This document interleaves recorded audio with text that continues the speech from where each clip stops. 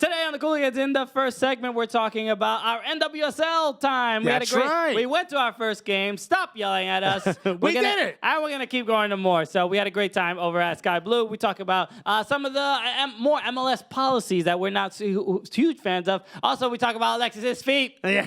Oh, you've always waited for this one. You know that's why you listen to this show. In the second segment, we wash our mouths out after talking about my feet. We also talk to Benny Feilhaber. Yo, Sporting Kansas City. The most important thing on his resume is that he's now one of the co-hosts of BS the Podcast, which is right. great. But also, if you've been anywhere a fan of this league, he's probably played for your team. Absolutely amazing. Golazo against Mexico. And now, top of his career is going to be the fact that he's on our show. Benny Feilhaber, and a little more. That and more on this episode of the Cooligans!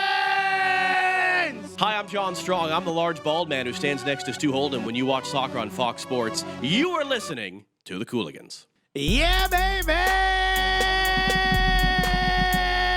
Yes! Let's go! Woo! Let's get the energy nice and high to an empty room. Yeah, they're good. No, what do you mean empty? Look at all these people going nuts. Sir, put your pants on. Ma'am, top back on, please.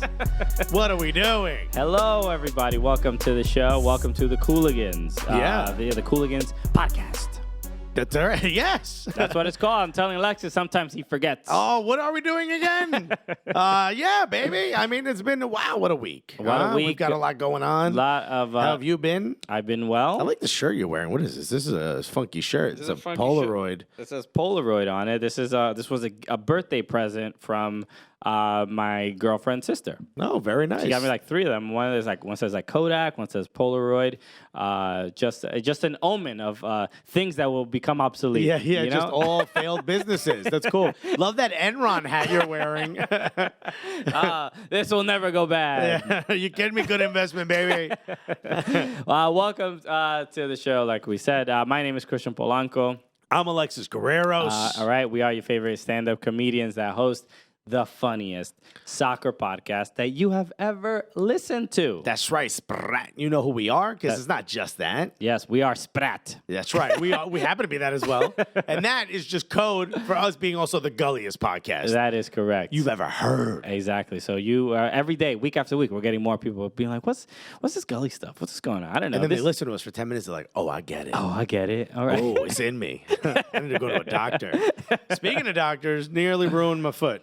That's right. We should recap because some people who follow you on social media will follow along with your issues, your ailments. Right. One of our fans messaged me, post a picture of the bottom of your foot. The more gruesome, the better. Oh, And I'm like, even if I didn't step on a piece of crystal, it'd be a pretty gruesome picture on its own. I don't know about that. Every time anybody requests pictures of feet, I'm like, yo, what are you going to use this for? What exactly? Which folder is this going to be put into? Okay, because is this going to be around your desktop? I don't know about that. Is this going to be on something called work documents? So your significant other don't find it? Yeah. You don't need to look in there. That's just work Speaking documents. of that, I was just on Instagram. Where are you? I was. A I don't know fun if you time. ever heard of it. I was on there.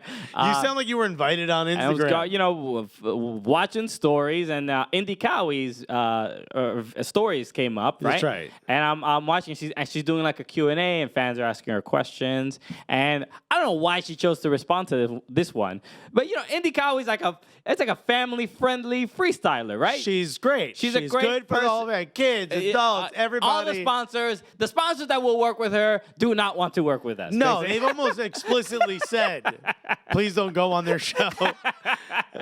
Almost. But one of the questions she answered was somebody asking, can you send me a picture of your foot?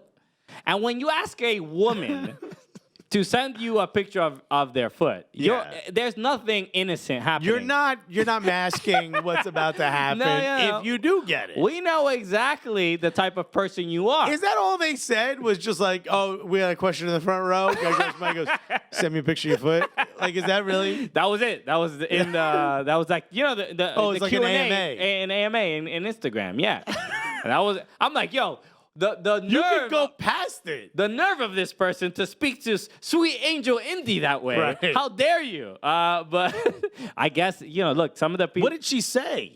She said no, politely. Obviously. She said no in her polite In a very way. Andy Cowie way. Which there's no way that's how she would normally respond to. She really is. If some dude walked up to her and was like, yo, send me pictures of your feet, she would kick a soccer ball to their damn head. She would take one of their balls and like stop it on the bottom of her foot after keepy up Yeah, it. exactly. A testicle stall. That's what it's called. Bang! And the guy's like, that's impressive. You know, he's still impressed because it is. She's good at what she does. So the disrespect that women have to deal with is wild. And you. And by the way, it was a woman who asked. Look so at this. it goes both ways. You're creeps, ladies. All of ya. We on to ya. Anyway, yes. So we did have outside of your. So how are you feeling? So by the way? last episode, I had a crystal in my foot the entire time. Yeah, we didn't know this. So you stepped on a healing crystal. My wife has these crystals that she believes in more than our marriage. He married a shaman. Yeah, that's right. Yeah. So she comes back from Machu Picchu once every 6 months. No, there's these crystals that like her friends and her get, and you know this one is. They trade them like Pokemon cards. Yeah, really. They're Pongs at this point. Pongs or Pogs? I don't remember what they were. Yeah, Pong. I don't know. You knew I didn't play with that. So. Whatchamacallit? Like, you know, there's one that like it's like a very brittle stone, right? Yes. It's like on purpose. And apparently it's from Brazil, like our guest. Yeah. You know, and it wasn't clean on the way here, like our guest. Exactly. He was just training.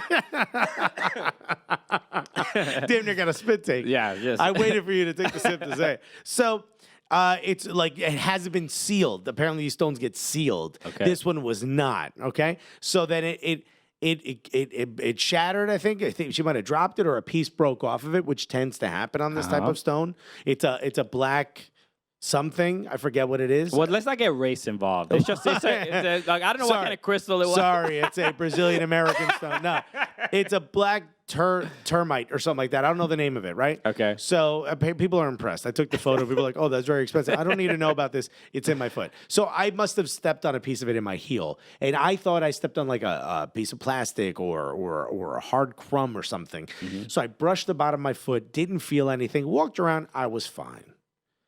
I go to the podcast. I have shows and stuff after this. I go home. I edit the podcast.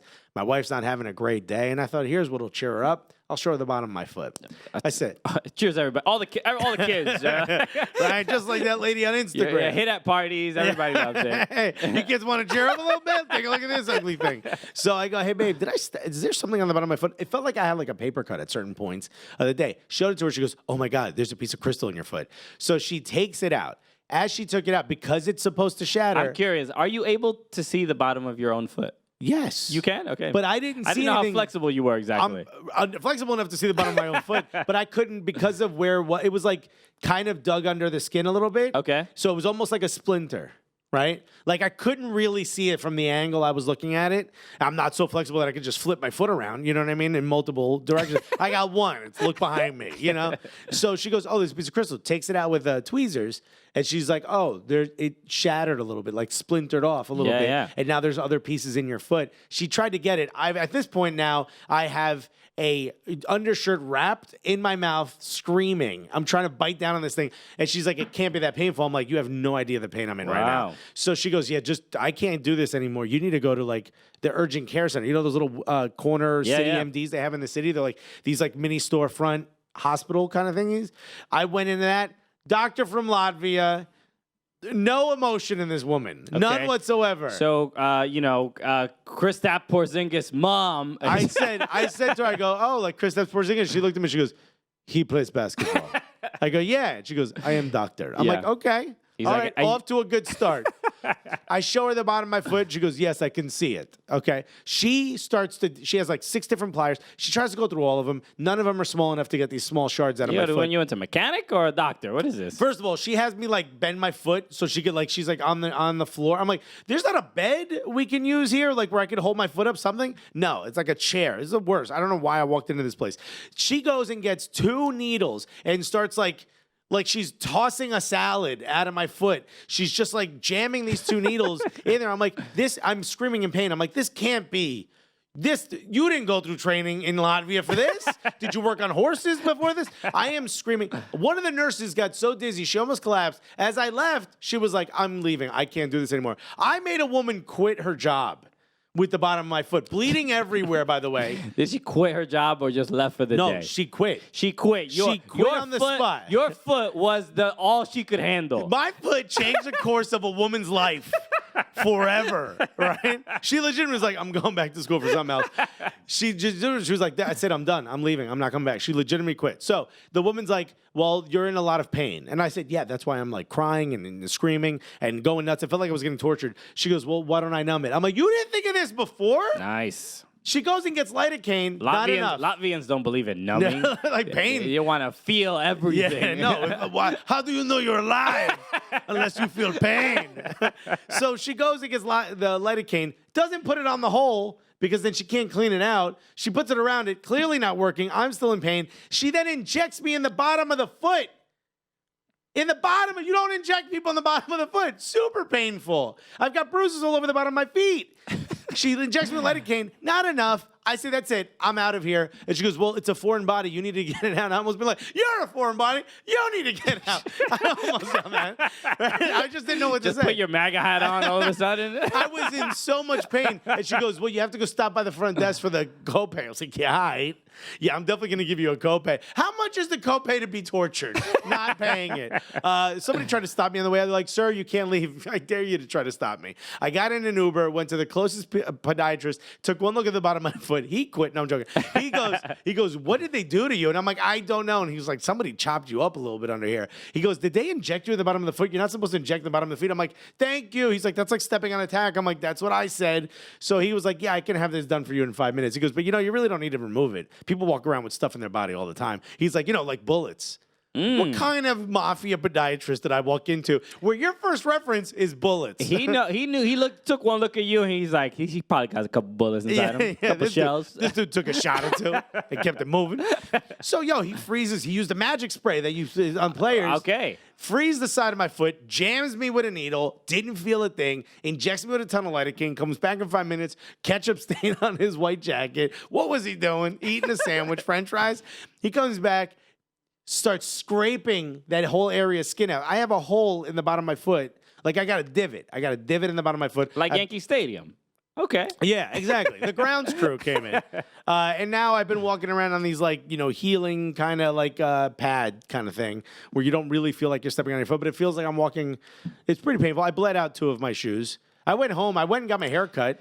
I went home and Dee was like, there's blood everywhere. I'm like, huh? I'm like eating a sandwich. And I look over, there's just blood all over the floor. I look at the bottom of my foot, my entire sock is filled with blood. Like wet blood, not dry blood. Like there's just blood gushing out of my foot. All right, Kurt Schilling, you're a hero. Somebody said, that looks like a pepperoni slice. The blood, it was hilarious. Okay, so ruined 2 pairs of sneakers. I hope you're doing better. That was a lot. That was a lot. Guys, don't get healing crystals. I remember I said, who cares if she believes in crystals as long as it's not hurting anybody? Well, we've breached that wall, folks. It's like having a gun in your household. You're more likely to be hurt on your own. I think we need to deal with some crystal control. That's Where do we stand on that, politicians? So, okay, well, I'm glad you're on the mend.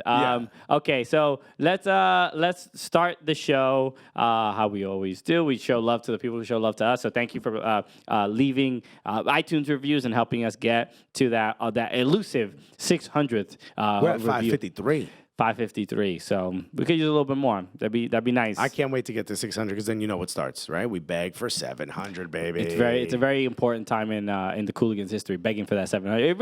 It's really where where the real podcasts separate themselves. Right. Where were you when they begged for 100? But the 700 mark is very, very important.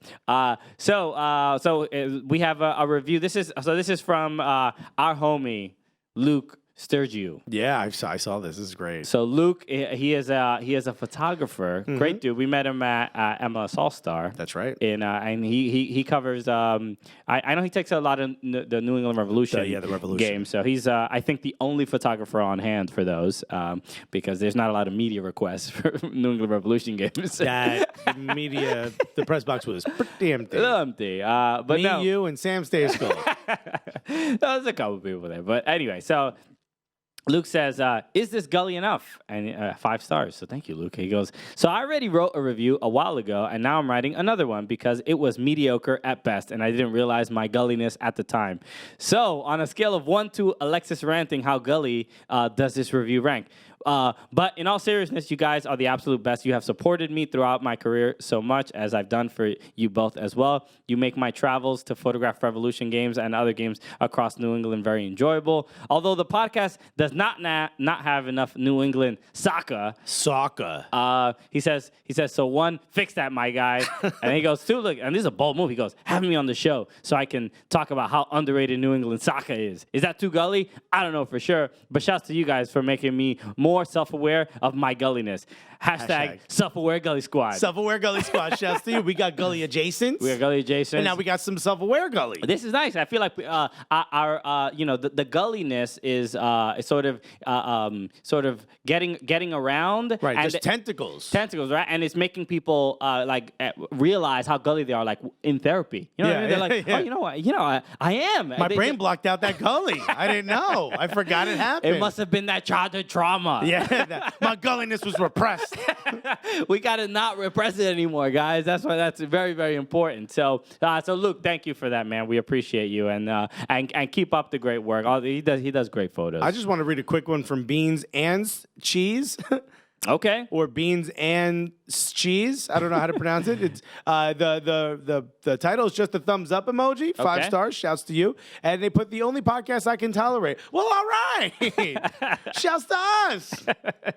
All right. That's saying a lot. There's a lot of podcasts. There's a lot. We're the only ones they can tolerate. Not even enjoy. No. Tolerate. They would not go that far. But imagine how much they must despise other podcasts. They can't even. The other one's like, I gotta shut this off. But these guys are like, at least I can keep it on. Exactly. The other podcasts are physically hurting. Yeah, no. I mean, I gotta park the car. I gotta figure out redo the Bluetooth. Exactly. I got indigestion just listening to these other podcasts. So thank you, Beans and Cheese. Beans and Cheese. For the review. So we appreciate it, and help us get to also quite regular, right? The cheese constipates you, but the beans comes in and is like, yo, I got your back. Won't they make it worse? No, the beans makes you poop. The cheese constipates you. Got it. Look at that. Yeah. Well, they cancel each other out. That's what I'm saying. Keeps them regular. All of a sudden, you eat a bunch of beans and cheese, and you're healthy. All of a sudden, you good. It's like a salad. I learned it at City MD. Right? Yeah. This Latvian woman told me about it. She could never be wrong. All right, so let's talk about our weekend, because we did get to finally go to our first NWSL match. You hear it, Cloud9? We did it. Okay, stop yelling at us. All right, stop accosting us in the middle of the street. Cloud9 members were listening to other podcasts and yelling at us about that. Like I did Irene Morales' podcast, Advice from Nana, right? Or something Nana. Nana's in the title. And one of her fans, Elizabeth, who we met, is also a Sky Blue fan, and DMs me, just heard your podcast with Irene. Are you really a soccer fan? And I was like, well, yeah, of course, right? I go to NYCFC games. I'm a huge Arsenal fan, yada, yada, yada. And she goes, have you been to your local NWSL Sky Blue game? Boom. And I said, no. And she goes, well, then are you really a soccer fan? You need to go. Legit, I got pressed. Yeah, that's right. On Instagram DM. So far you're keeping track. And then she was like, send me a picture of your feet. That's the 2 things that have happened to me on DM. Yo, send me a gruesome picture of your foot. And yo, you better go to a women's soccer game. Why are you, packaging those questions together? Seems very odd. Yeah. It seems counterproductive to your message. Let me respond to one of them and then hit me with the other one. All right? You gotta, get me in the mood first. Yeah. But did you copy and paste this? Is this what you sent everybody?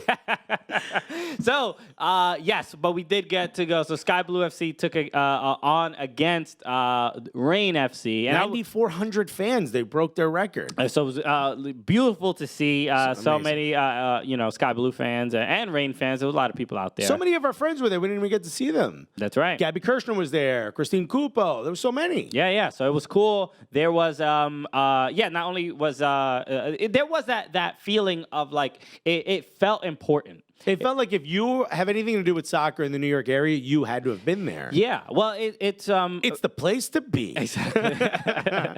Top 5 places to be in the city tonight. 7 coolest places to see the Sky Blue take on Reign FC. So but it did feel important, right? And I didn't sort of realize until after the game, sort of the amount of work it took for Sky Blue to like basically convince New York Red Bulls to like let them use the stadium, right? I think it's apparently been a thing for a long time where they've been trying to like kind of have a stronger partnership, and this was the moment that it happened, and they were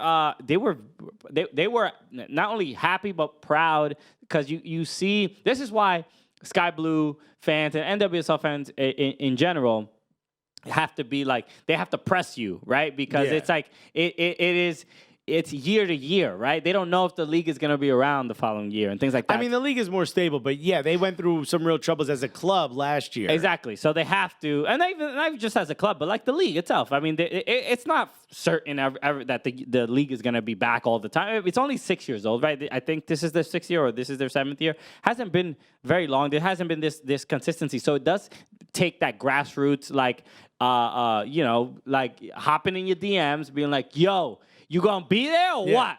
Oh, you a soccer fan, you say? Well, let me ask you just one quick question. So, but it was cool to see, and it did, like I said, it did feel like significant and important to a lot of people. Yeah. Not just because we were there. It was because everyone else was. And I wanna point this out because we did get an awesome email, and we did bump into a lot of people that were like, we were walking around and people were like Cooligans and all this stuff. Remember the kid? The kid. So we got an email from the kid. So the kid Casey. So shout out to Casey. So thank you for being a fan of the show. He is 12 years old. Shouts to your parents, dude. Because But the father's like, he was like, I'm sure my son's a big fan of your podcast. I'm sure you don't use any questionable language. And it was like, that might be exclusively what we use. You know what? He's being a good kid because he's lying to his parents. Yeah, he's trying to save you the heartache of you hear our podcast. But Casey sent an email. I don't think you've seen this. That was genuinely incredibly touching, and it was very. And I wanna read it because it was like really really cool. He goes. Is he cool with us reading it? Yeah, I mean it's fine. It's not nothing crazy. Okay. He says, "Hi, I'm Casey. I met you at the Sky Blue game yesterday. I wanted to say thank you for the sticker and the picture." He says, "I also wanted to thank you for brightening my days when I." I'm getting a little emotional. He goes, I want to thank you for brightening my days when I've been bullied by other kids at school or I'm just generally feeling depressed and the Cooligans make me feel happy. I estimate I've listened to a little bit over 300 hours of Cooligans, including going back to day one, and I can't stress how important it is to me." Yo. I didn't see that. That's amazing. Yeah, it was really, really Shouts cool. to you, Casey. Also, feel free to send us any information on the people that are bullying you, and we will 100% roast those motherfuckers on our show. So, but so he finishes, and this is where this is great. He goes, "Lastly, I want to thank Christian for representing for all those with the voice of a 12-year-old." He's actually 12. So I got your back, bro. And he goes, "And Alexis for representing all those with the mind of one." Casey roasting us. This is incredible. Casey's like, yeah, he's learned a thing or two from 300 hours of Cooligans content. Also, I can't think of anything worse for a brain that is developing than 300 hours of our content. But shouts to Casey. Yeah, shouts to Casey, man. Thank you. Yeah, it was great meeting you. And it's obviously like whenever people say hello to us, and it's obviously very kind and flattering. And yes, we get like when young people are listening to our show, we're like, all right. Why is our reaction always to apologize? We're like, I'm sorry. I didn't realize. Yeah. Why would you do that? I feel like he's too young to have a phone. Should be on the internet, really? Yeah, maybe like we should put some parental guidelines or locks on this phone. It's really a question to the parents and the parenting. Yeah. And his parents looked so cool. They were like, hey, we love you. And we were like, I went to shake the dad's hand. He's like, no, him. And I'm like, oh no. No, so Casey, thank you, man. We appreciate the support. We love you. Thank Casey, you you're the best, dude. Yeah, man, you're awesome. kid, man. And there's no way he's not the coolest kid in his school. Certainly the gulliest. Well, I doubt. I mean, that's how it works. So, Let us dox your bullies, dude. all of a sudden, it's a 4chan podcast. Yo, we will send Gully Squad after your Nah, bullies. man, it's just like, yo, like I always say when I dealt part with of growing up. It's part of like I dealt with some bullying and as a Me too, and I felt so bad I had to do it. You know what I mean? No, I'm joking. I know. but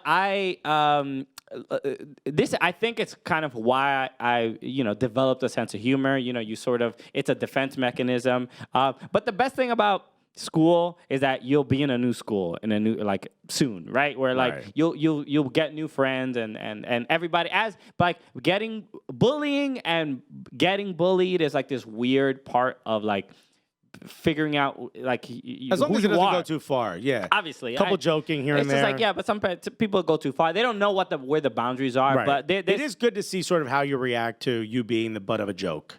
Yeah, I think that's always that's part of when I grew up, we did more like dozens. You know what I mean? Like where we kind of sat around purposely making fun of each other just to see who was like the best at it, and that was where I sharpened those tools. That was my training. Those were my 2-a-days. You know what I mean? Sure. And then I went to lunch, and again, that was the second part of the 2-a-day. Like, man, he is prepared for eating and making fun of people, and now I do it for a living. But that's kind of where I learned I have this skill set. And I may not be able to fight the other person, but I'll make fun of them so bad that they'll never want to do this to me. You know what I mean? Sure. So you develop those things. So shouts to you, shouts to everyone in school that's listening to us, shouts to all of our youth viewership. The youth Gully Squad. Yo, the Gully Development Squad. The Gully Development Academy. The GDA. Yeah. God damn it, So hopefully the next generation is more prepared. Well, New York has that Blau Goshwe. We need to come up with the Your Gully. So we'll get there. So Casey, again, thanks again, man. It's really cool to see, and we appreciate the support. So, but yes, anything else from the NWSL? Sky Blue 1-1 against the Rain. No, just shouts to Kaylin Sheridan, who had a great game. Yeah, she said hello to us. That was cool. We were kind of up close and personal. Forget Groom. What was the name of Shea Groom. Shea Groom, when she got injured. Yeah. Took a collision with Carly Lloyd. I don't know if we were on camera or anything, but her stretcher went right past us. We kind of had to get out of the way. And I heard her say to the trainer, this hurts so bad. You forget the human element.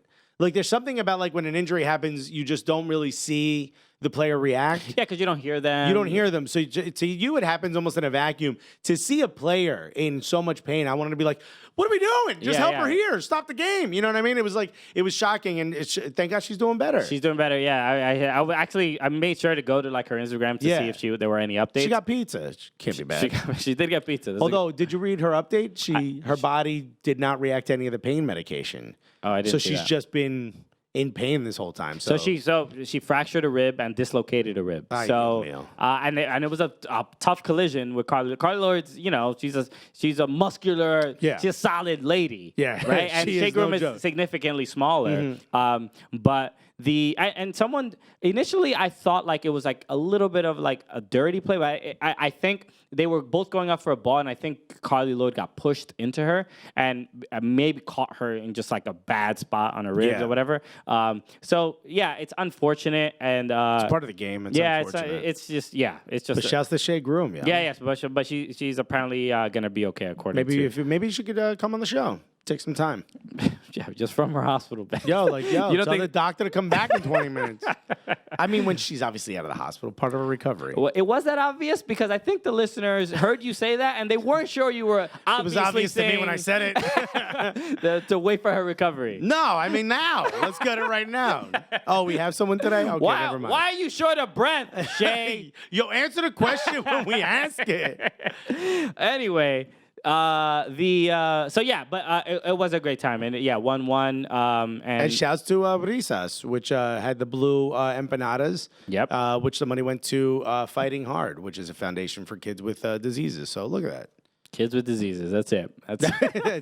Yo, you got disease? You want empanadas? You got the sniffles. We got a charity for you. It's a little bit more. It seems a bit more intricate. Look up Fighting Hard. It's a very significant and important charity. So anyway, okay. So let's give a shout out to our sponsor for today, SeatGeek, looking out for you. If any look, we were talking about going to NWSL games. You want to go to you wanted to get tickets to this game for Sky Blue or any MLS game or anything. Any game or almost any event. So you can just go download the SeatGeek app. Make sure you do that. We have it on our phones. And of course. Whenever we want to go to some event, it's incredibly simple. Just look up either an event in your area or you can look it up based on where you are. You can look up specific events. Maybe you want to go to a comedy show where you are. Maybe you want to go to a concert. Maybe you want to go to an MLS game. Maybe you want to go to an NWSL game. You could put that in there, or you could just see what's available in your area. Maybe you're like I've talked about this before. Maybe you're on a date and you're like, oh, this isn't going well. We need to be somewhere where we don't speak to each other. She keeps asking me for pictures of my feet. I know, right? It ain't a good date. I'm not even wearing shoes. You specifically said for me not to wear shoes. But like, yo, if you get it, the first order, you put Cooligans in. I mean, you're going to get $10 off. $10 off. So use the promo code Cooligans and you will get $10 off. Your first purchase on SeatGeek. It's a great app. It's a great app. Get it. It's got the color code, so you know if it's a good deal or a great deal. You know, boom, $10 off. Even better deal. They should have one where a little Cooligans logo pops up. You know, it's the best deal. It's the gulliest deal you're going to get. SeatGeek programmers. All right. Get on it. Get those guys tippity-tapping on that. Come on, you could do it, right? You're an IT guy. Get in there. That's it. Tickety-tap. Tickety-tap. Tip-tap, tippity. Okay, so let's get to a more serious subject, especially that's been going on the last couple days. We spoke about this recently. I thought we resolved it. So that's why the Cooligans exist, to resolve any tiffs that you may have. Yeah. You know, this is like family court for soccer issues. Exactly. So let's talk about. There's been a couple games that's been happening all over. Supporters are responding, aggressively to the MLS sort of apolitical policy that they've sort of been, talking about recently, right? MLS, if you haven't listened, and you want to catch up, MLS doesn't want to have any political signage at games. They just want to kind of, just not be one side or another or whatever. Yeah. And which is a fine stance to take if... I mean, yes and no. Hold on. It's a fine stance to take if, people, so these right-wing activist people are not, like, punching Seattle Sounders fans on their way to games. So that's why we have a problem with it, because you have to take a stance when there's clearly your supporters are under attack. Right. Right? So, and then, people were waving, like, Trump paraphernalia at the Timbers game, and they were asked... Like other fans were getting upset by it, which would, again, you've heard us speak. We would be too. Exactly. Right. So, like, I kind of understand it from a business point, from a business perspective, why you want to sort of wipe your hands of any liability for lawsuits by saying, you know what, no one can be political. You know what I mean? It's like a very corporate thing. But this is starting to feel very different, over the last few weeks. It's starting to feel like by taking a non-political stance, you're actually helping what I want to call the bad side of the argument, Yeah. I don't think I stand out by saying that. Like, when you have like extreme right-wing groups that are forming around these games that are starting to infiltrate. And if you look back in history, by not taking a stance early on is what caused for it to sort of spiral out of control in England and in other areas. And it's starting to happen again. Look at Russia, where the fans have said, like, well, we can't have a black player. We're a Russian team. And the team actually got rid of the black player because of it. That was what team was that? Zenit? I think it's Zenit. That's why I kind of stopped wearing my Zenit St. Petersburg jersey, which is, again, I have stuff that matches it. Really, this is the issue. You're really damaging his wardrobe. I know. Come on, I ain't got many things that fit, my guy. But you look at the stances that have taken, you look at some of the hooliganism that's coming back into the game. You look at sort of the structured hooliganism that's in Russia. Right? We were talking about this against the English fans and stuff. This kind of stuff doesn't go away on its own. It needs to be focused on, And we're starting to see the government take more of a focus on, domestic terrorism and extreme right-wing hatred online and gun policy and things like this. If you're not going to change the laws, then some of the people that are using those laws badly are going to start to be found, and we're starting to see those things. As a league, you can't just be Switzerland about it. You can't. Yeah, it's difficult to be neutral with this stuff. But MLS is taking this is the position that they're taking. But it's also kind of hypocritical if you have like Army Appreciation Week and you have rainbow numbers on your back for LGBTQ. I don't know if it's a week or a month. I forget what they do. But if you're going to have those focuses, those are political. If your fans can't do it. I would disagree. To me, it's like those feel, a military, yes, but LGBT is just like a human rights thing. It's just like more just like inclusive. Sure. I mean, it's a thing, you can call it political. Anybody can call it political because those things are politicized. And for those people, right? Sure. Laws are taken away for gay people, transgender people, things like that. So that their lives are inherently political. Right. But the effort to include doesn't sound like it, right? But and I'm making this a point to just say the signage that is being removed from games, like people are being thrown out. This happened for Atlanta United. A couple of Atlanta United fans were they had the banner. They had either the Iron Front logo or the End Gun Violence banner. I think it was the End Gun Violence banner. But they were thrown out. It was the 2 sticks, right? Somebody with 2 sticks got thrown out.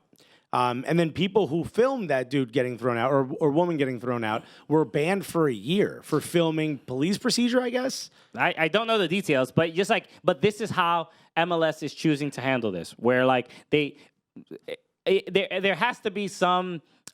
This is a difficult issue because the stance of nobody gets to put up any signage is not going to work because and especially when you're telling people to remove a sign that says end gun violence, it's like, what are you implying, that you are for gun violence? It just seems a little absurd. These things are and here's the other thing too, a lot of times it's security teams that aren't full, these aren't MLS front office officials that are going up to you and removing you. You know what I mean? Yeah. These are security people that they don't know. And a lot of times it's NFL security, which are super harsh because they're not used to fan displays this way. Sure. Here we go, defense. This is the most they do in NFL games. No offense to NFL fans. Here we go, defense. I love that chant. Come on, you defenders. But you know what I mean? Remember when people would have the D in the fence? Yes. You know what I mean? People like that were not allowed to bring it into NBA games at first. Like, they're not used to TIFOs and things like this. Yeah. Remember, in Minnesota when the TIFO broke, the guy standing next to me, he's like, I told him not to do that stupid big banner. You know what I mean? Like, they don't know. They're not aware of what the culture is. This is where, if I was running MLS, right, and this is where What would you do? What would I do? What would you do if you were running MLS? If I was, I would kind of do everything I can to differentiate myself from other American sports, right? And I think of Gary Gulman. Gary Gulman is a great stand-up comedian, and he's been putting up the Gulman. Very pro gun violence. No, I'm joking. He's been putting up the Gulman tips, or he gives comedians and writing tips on how to one a day on Twitter, how to kind of move your career forward and things like that. And one of the things he mentioned was about not worrying about another comedian's success. Like another comedian succeeding opens up a lane for your whole industry, right? So that you can possibly get in, right? Eyes on your own paper, if you will. And that's how I think MLS should sort of handle this, where it's like. MLS should not worry about comedians succeeding. What are they doing? Exactly, but they should. They can hit. So his main focus was don't worry about their success. Worry about being different. And this is an opportunity for MLS. Soccer it's almost impossible to separate politics and the sport, especially historically, everywhere else. And also, there's record of what's happening these days. Yeah, be on the right side of history here. You know what I mean? The Iron Front, as far as I know, I've certainly not done a lot of research or any, but as far as I know, that was the group that started to counter the Nazi movement inside of Germany, which seems like some pretty brave souls, if you ask me. That doesn't seem like the kind of thing I should stand against. Correct. And there's also a reason it's happening. It's not just, they're not putting that there because this will be fun. Yeah, these aren't vote for Hillary signs. They're putting it up there because there are actual people. Nazis. That are white genocide and send them back to where they came. These people are going to soccer games and they're making it difficult for they're making it realistic. They're making it difficult for the people that don't want to. They don't want to politicize anything, right? They really just want to like spread love and show and be inclusive. Yeah. And by banning this symbol, by being very penalizing these people so harshly, it's not a good look. I mean, there's no real other way to put it. What is the message you're sending? You know what I mean? Like, especially in the world we live in where every little thing gets dissected in these little message boards that they all have. Yeah. Like, if you're banning people from doing the Iron Front, that's telling these alt-right groups like, oh, they're on our side. You know what I mean? And this causes more of a stir. Personally, I don't understand how this is a big deal, and I don't understand how any lawyer would be against this. This would be a lawsuit I'd be willing to take on if I were a league myself, to just be like, no, we're going to stand on the right side of, like, yeah, and I get it. I get what Portland Timbers put out and said, like, fine, you can wear shirts, but you can't have large banners because Antifa has had physical altercations in the past. Yeah, that's true. Whether they've been instigated by the other side or not, I get that point. I understand it. And this is legitimately just a liability. The team goes away if they get sued. You know what I mean? Like if they get sued for too much. Like that's just what it is. You know what I mean? There's liabilities involved. It's as difficult a pill as that is to swallow. You have to understand that this is more than just like you should be allowed to do it, but there's lawsuits that can happen. So how do you protect the club itself so that we can continue to go somewhere and have a good time? I may not agree with it, but I understand where they're coming from. Putting up something that says end gun violence, putting something that says anti-fascist, putting up something that says like, love all, like those types of things. I don't understand the message you're sending by not allowing that. I don't know what to fight. I think it's to hopefully avoid inciting some sort of violence, which is like, you know what they're trying to do? Like, remember when like your mother and father or your mother and your sibling would argue and you just got up and left the room? Like, if I ain't here, I can't get involved in this. If a sign that says end gun violence incites violence, it's not the person that has the sign who is the problem. Right. So like we have to be realistic. In fact, that he's asking or she's asking for this to end. Yeah. So look, and a lot of people a lot of supporters are angry and they're upset. And Portland Timbers put out a statement trying to like figure out a way to like handle this because I'm not necessarily even frustrated with the clubs themselves. This is a league policy, league decision. This is going to be handled by realistically by MLS and by the Independent Supporters Council, right? But Bailey Brown. We were in Dallas and we got to meet all the supporters, all the heads of all the supporters groups, and they really talk about plans. And I want to, for the people who don't know me, casual kind of soccer fan, there's a lot of people doing a lot of hard work, really trying to not only make the game day experience fun for you, but they have to safe. Yeah, they try to make it safe. They organize a lot of stuff with the front offices of every team. There's an unbelievable amount of bureaucracy that goes into small things. Yeah. If you want to put up a tifo, it takes building a sort of a communal relationship with those front offices, and those are things that are very hard to manage, especially if you're just supporters. These people have jobs. Yeah, their career isn't being a supporter. You know what I mean? Like these are people that are trying to do other things throughout their day, and then also keep up this great relationship and this great sort of camaraderie with this front office person who sometimes changes often. There's a lot that goes into it, and for the front office person, it's a lot to now mitigate this extra stuff that they want to do and make sure that it's all within the bounds and whatnot. I'm not saying that that's not the case. It's just that there's an incredible amount of work that goes into all of that. It takes a lot of effort. Now all of a sudden have these things where like you're putting all this effort into getting something in that seems innocuous, seems like something we could all agree on. If somebody held up a sign that said puppies are cool and you're like, get that guy out of here, we'd be like, what are you trying to say? I'm more of a kitten. Me out of here. So it's going to be a lot. That's where I think the conversation is more crucial. Not really between. I mean, obviously. With the supporters and their clubs is significant, but the clubs are like, my hands are tied. I work for MLS. I'm a part of this system. These are the rules that they've given us, and these are the rules that we're supposed to follow. So it's like you can get mad at the clubs themselves, but it's like they're the mouthpiece for what the league It's a sort single of tells entity. them. Yeah, exactly. This is all MLS. You know what I mean? Especially Portland Timbers fans would love to think Portland Timbers. Dude, that's part of MLS. Like, there's nothing that the club can actually do. And in fact, I feel like they've gone further than what they probably were told to do. I think when it comes to the connection, especially with Timbers Army, and they know that the Timbers Army is incredibly organized, and they have a seat at the table. Yeah. And they can sort of they have to communicate clearly to them. Here's the other thing: we don't know this, we've not confirmed this, but just from having met a bunch of people that work for that organization, a lot of these organizations, they don't want to have to say these things. They don't want to have to tell you can't have those banners. As from human to human, they would love.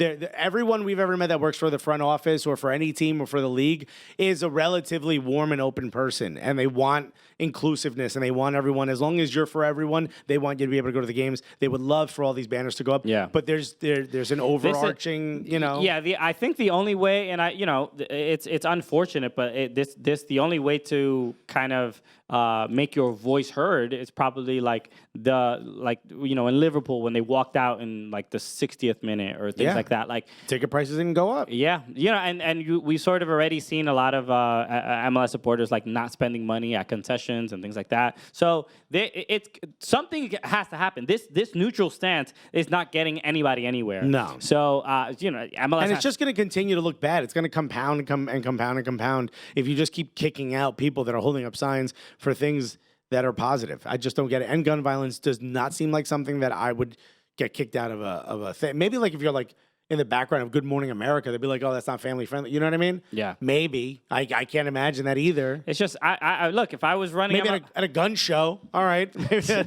Enough with that. Yeah. Whoa, don't bring that negativity here. Well, buddy, we're trying to make sales. So I gotta get a boat, which is bulletproof. I'm just saying, I don't know. If to me, as a soccer fan, I would say just lean in hard into this stuff. Lean into this, very kind of left. Some clubs will be more left wing than others. Some will have more signage, but you see it in Germany all the time where there's like some politician that says something dumb, and there's a giant sign that this damn ridiculous person. They make fun of him, call him a Nazi if he says something incredibly insane or whatever. But the supporters have a voice. That part of like the players, they're there to support the players. They're there to support the club, and the experience between politics and the sport that they love is very much they go hand in hand. Intertwined. Yeah, so for sure. why can't MLS be that? Why, let NFL get mad at the players kneeling and let them be all that, and just lean harder into it. That's how I would handle it, because it's like, some people are gonna be bothered, some people are gonna be upset with it, but in the long, if we were looking at the long game, these millennials are not gonna be. We're not trending more conservative. No. So just be that, and that's where the guap is, in my opinion. You trying to find a guap? We just found it for you. We're like those hogs that find truffles, my guy. Okay, whatever. That's not a reference you get? Only certain pigs can find the truffles. Very expensive. Okay, I didn't know that. I didn't know what the pigs become very expensive. The truffle practice. Tim said this Torpedo Moscow hired and then fired a black player. I don't think you hire and fire, but signed and I guess traded away or broke the contract. And Zenit St. Petersburg did the same thing. So okay, well we don't want that here, right? No. Clearly.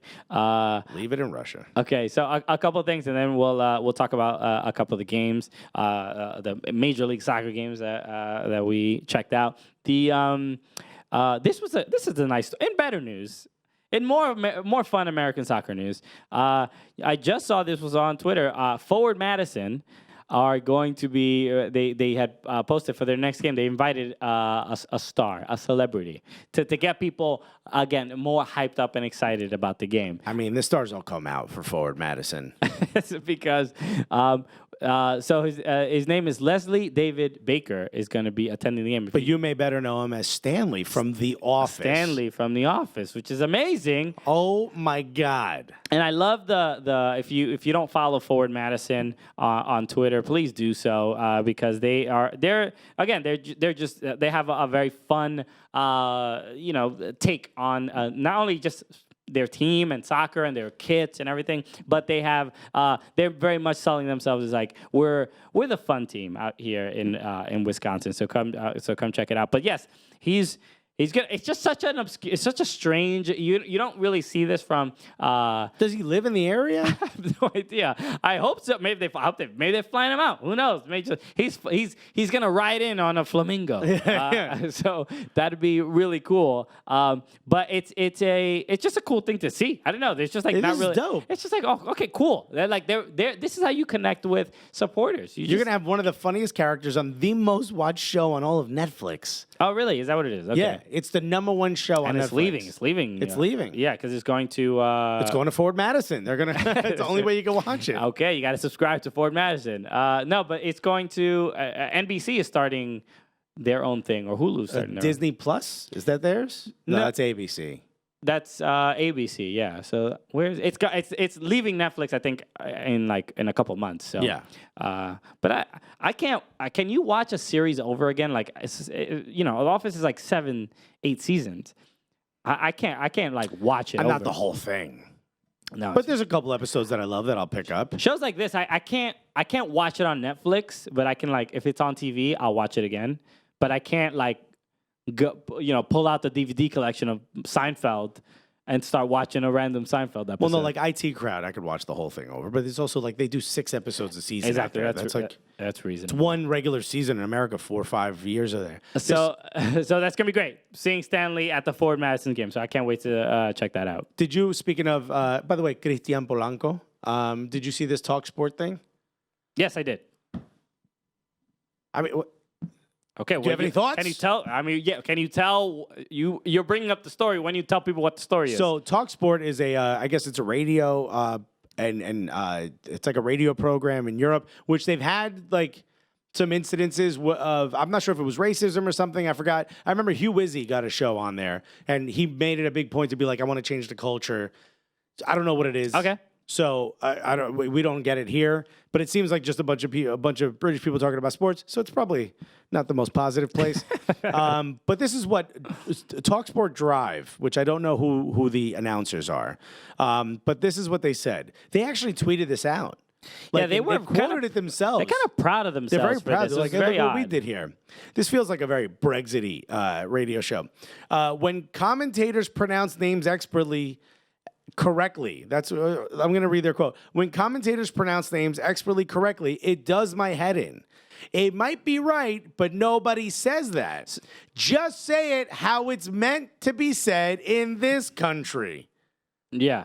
So you've seen clips particularly of Max Bredos, and we have an interview with Max Bredos coming soon that where he covers this where we subject. sort of have this kind of conversation, where people get mad at him for saying the names correctly. Like he'll say the Hispanic names of the Spanish-speaking players of Latin descent. He'll pronounce it the way it's supposed to be pronounced. That we can do because we speak Spanish. And we can roll our R's, all right, my guy? We got it. Maximiliano Bretos. Okay? Now, I'm not yelling at him. He does it correctly. Everyone else. What kind of insanity? So if you haven't seen it, it's on our Twitter. You can check it out. And it is from TalkSport. And it is, just to describe what it is the host basically saying that don't say the names correctly because you sound silly. You sound silly saying it. Like right. if you said like Mohamed Salah, I don't know the exact. Yeah. He'd be like, no, say Mohamed Salah because that's the way we say it. Yeah. Who the hell are you? Yeah. You telling people how to say the name? I wish I knew this dude's name so I could mess it up. Like I understand the sort of the take of like if you want to. You didn't grow up with that language. The saying that the player's name might be a little bit difficult. Like if you have that perspective, like I understand. Like here's the thing: try. Sure, you can. Or if the player says, like, sometimes people want to bring me up to stage and they'll be like, it's Alexis Guerrero. And I'm like, you're going to hurt your tongue. Don't you dare just say Guerreros. I'm okay with it. I've said it's okay. I've introduced myself as Alexis Guerreros. I don't need you to go Alexis Guerreros every time. You're not going to be able to do it. It's going to sound stupid, and then I have to go up there and clean that mess up. And there's going to be spit all over the mic. You don't know how to roll your tongue. I get it. There's some situations where they're fine. Hace pilecuerta. Maybe you don't need to throw in the lisp in there, okay? Yeah. Maybe he's okay with it. Sure, and that conversation obviously is probably had with between the journalists and the players, but they were making weird. I just hate that the guy's they were name is Adrian Durham. I hate that they were so proud of themselves for this perspective. Shit take. This is like it's annoying. They're like they use a point like Fernandinho, right? Like and he would say Fernandinho, right? Yeah. Like a little softer on the D, right? Like it has almost like a G to it. Yes. And they're like, well, no, why would you say it? Just say it the way, like, it's just like, well, if he wants his name said correctly, then that's how you would say it. Don't be like, you're a clown. I'm going to say your name the way I want to say it. What do we got to say it the way your mother said it? Like, yeah. That is not the take to have. I understand it might be difficult. And also, it's not disrespectful to say Fernandinho if you don't know it's Fernandinho. Where it becomes wrong is to be like, yo, why are you going to make us try to say it like that? Why? Why have that take at all? It's just so unnecessary, and you sound mildly bigoted. You sound like mildly. Like I ain't got time for your weird ass syllable names. Ew, son. No, but look, and it means a lot because especially the Premier League is the most popular league in the world, right? And the way people say they're like, it's heard all over the world. For me, like Hector Bellerin, when I hear that, I know it's wrong. Right. But I constantly hear Hector Bellerin when I know it's Bellerin. It's Bellerin. And that's like, it feels weird to like, you get conditioned. Yeah, but also he's okay with it. And exactly. And that's where, like, if Lacazette wanted you to pronounce it more of a French way, why is it that hard? Like, we've done media stuff where they hand you these, like, 1,000 pages stapled together. We're comedians. You don't need to waste it on us. Yeah. But part of it is they have, like, the little phonetic pronunciation of each player's name next to it. So it's like, like the way, like when I first started hosting comedy shows, I'd be like, all right, Christian Polanco, I would write it out the way I would know to say it, as opposed to the way it's spelled and then remember the pronunciation of it. You know what I mean? Like I would write it the way it sounds. And that's fine, just so I get the name out correctly. It's not that difficult. I don't understand why it does your head in. I'd love to do your head in. Okay. Oh, nice. Flames. Oh, bro. Bars. You didn't know what you walked into, bro. You in my house now. We're going to do it the way we do it in this country. It's just such a dumb thing. It's like, you don't have to. All you're doing, you know what that is? That's like all the old British guys who like the guys who used to be members of firms and stuff. They're like, yeah, that's right. Yeah. I don't want to say it the way you say it where you're from. It sounds a little. So you just want to say it incorrectly? No, yeah. It sounds a little bit like people getting like there's more than two genders. Yeah. It's just I'm not gonna change the way I speak. How many bathrooms we gonna have? Whatever. It's just like who cares, man? It's just like also we're from New York. Like most bathrooms we go to, it's one bathroom for everybody. Exactly. And I go straight to the glory hole. That's right. If there's not a second bathroom, where's that glory hole coming from? There's a real question that we gotta ask. I don't ask any questions. None whatsoever. So yes, a dumb thing from England. Just another dumb thing. Okay, so that's a segment we can do every week. Dumb thing from England. What's another dumb thing from England? So last couple things. Onel Hernandez. You mean Arnold? Arnold Hernandez? Right, Talk Sport? The first Cuban player, we had mentioned it before. Injured. plays for Norwich, Norwich City. He Norwich. They love it when we say that. That's how we say it here, bro. he's injured, and reports said he was going to be out for 3 months. How did he get injured? Because he was not injured at the game. He was not injured during training. He stepped on a healing crystal. It's happening to all of us. He straight up. Alexis was injured at home. This at Cubans. Yeah, They like need to- twins. They need to stay in like a hotel room, or they can't be home. No, sympathy pain, bro. He felt it, you know? So Onel Hernandez, first Cuban player, gets his first minutes in the Premier League. We're all excited. He slipped on some ropa vieja. the next week, he hurts himself at home. At home. At home, a domestic injury. Hate right. to see it. I don't know.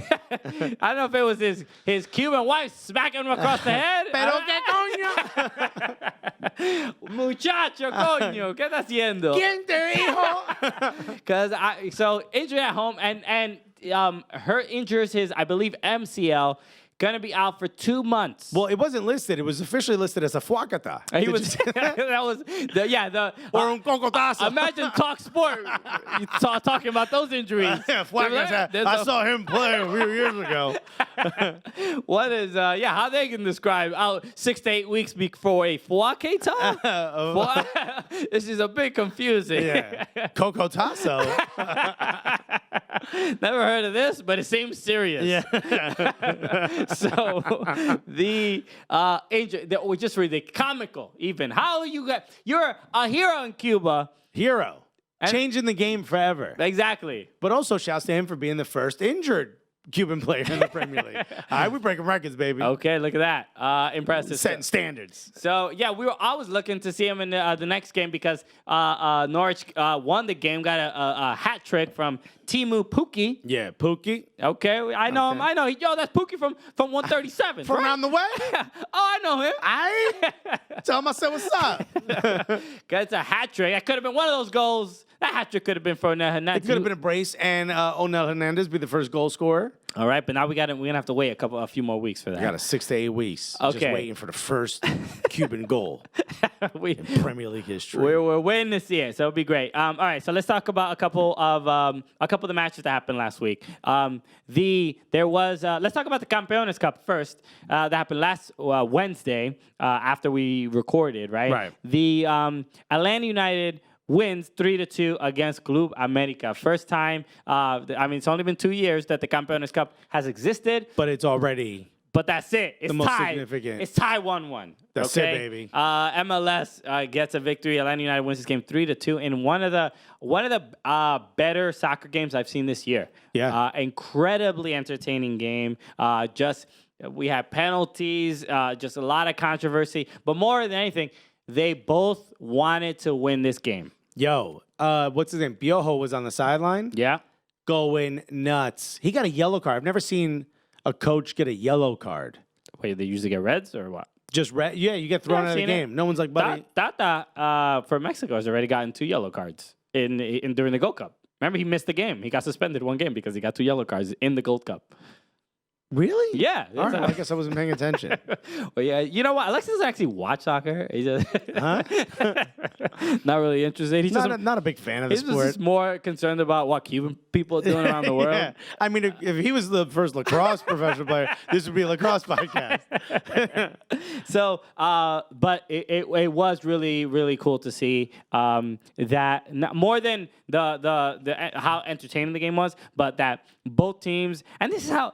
And this is what I love, because we were talking about for weeks about how Atlanta and all the players were like frustrated with the style of play that Frank de Boer is kind of implementing, and all of a sudden it just Frank de Boer must have been like, hey, he must have been watching a lot of Liga MX games. He's like, play like those guys. Yeah. Ooh, why do we do this? Why do we do this? Because they actually don't even really care about defense. Yeah. I mean, I don't mind winning 5-4 because this game was just so back and forth, where there was like almost no defensive philosophy. It looked like they were playing at a Yankee Stadium, because I'm like, how are they already in the final third? But this is why Liga MX is like such a popular league. Right.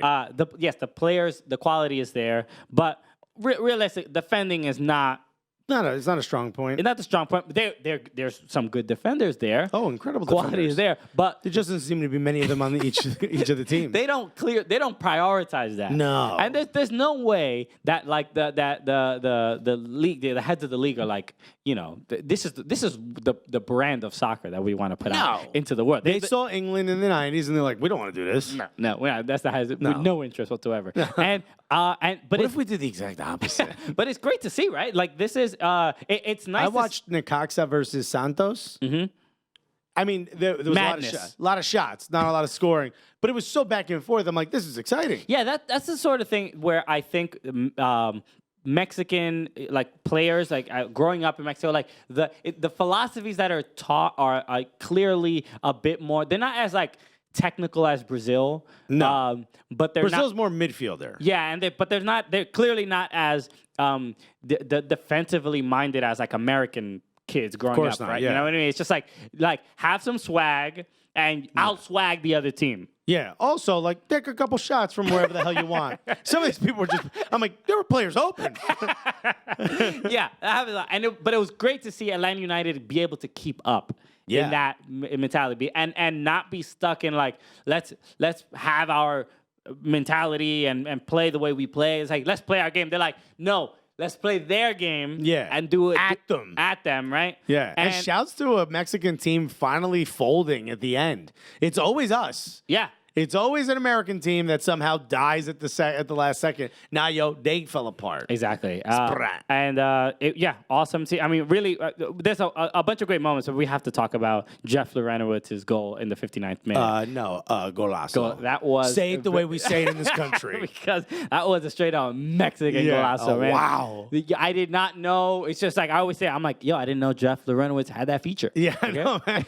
I just mashed a bunch of buttons together. I didn't think he could do that. It did take a deflection, but it was going in. It was going to give the keeper some trouble. Yeah, no, it was going in. It was fine. He shot a rocket.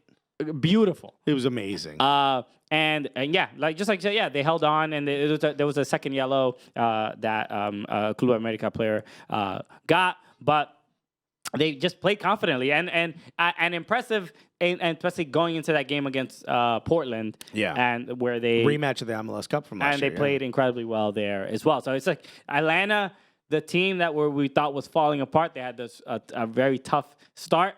Are looking like they might repeat MLS Cup. I mean, they've been looking the last couple of weeks. They've looked incredible. Yeah, my dark horse is completely falling apart. So I wouldn't say falling apart, just not as consistent as before. But they're still doing pretty well. San Jose is doing well. They're in sixth place. They're doing all right.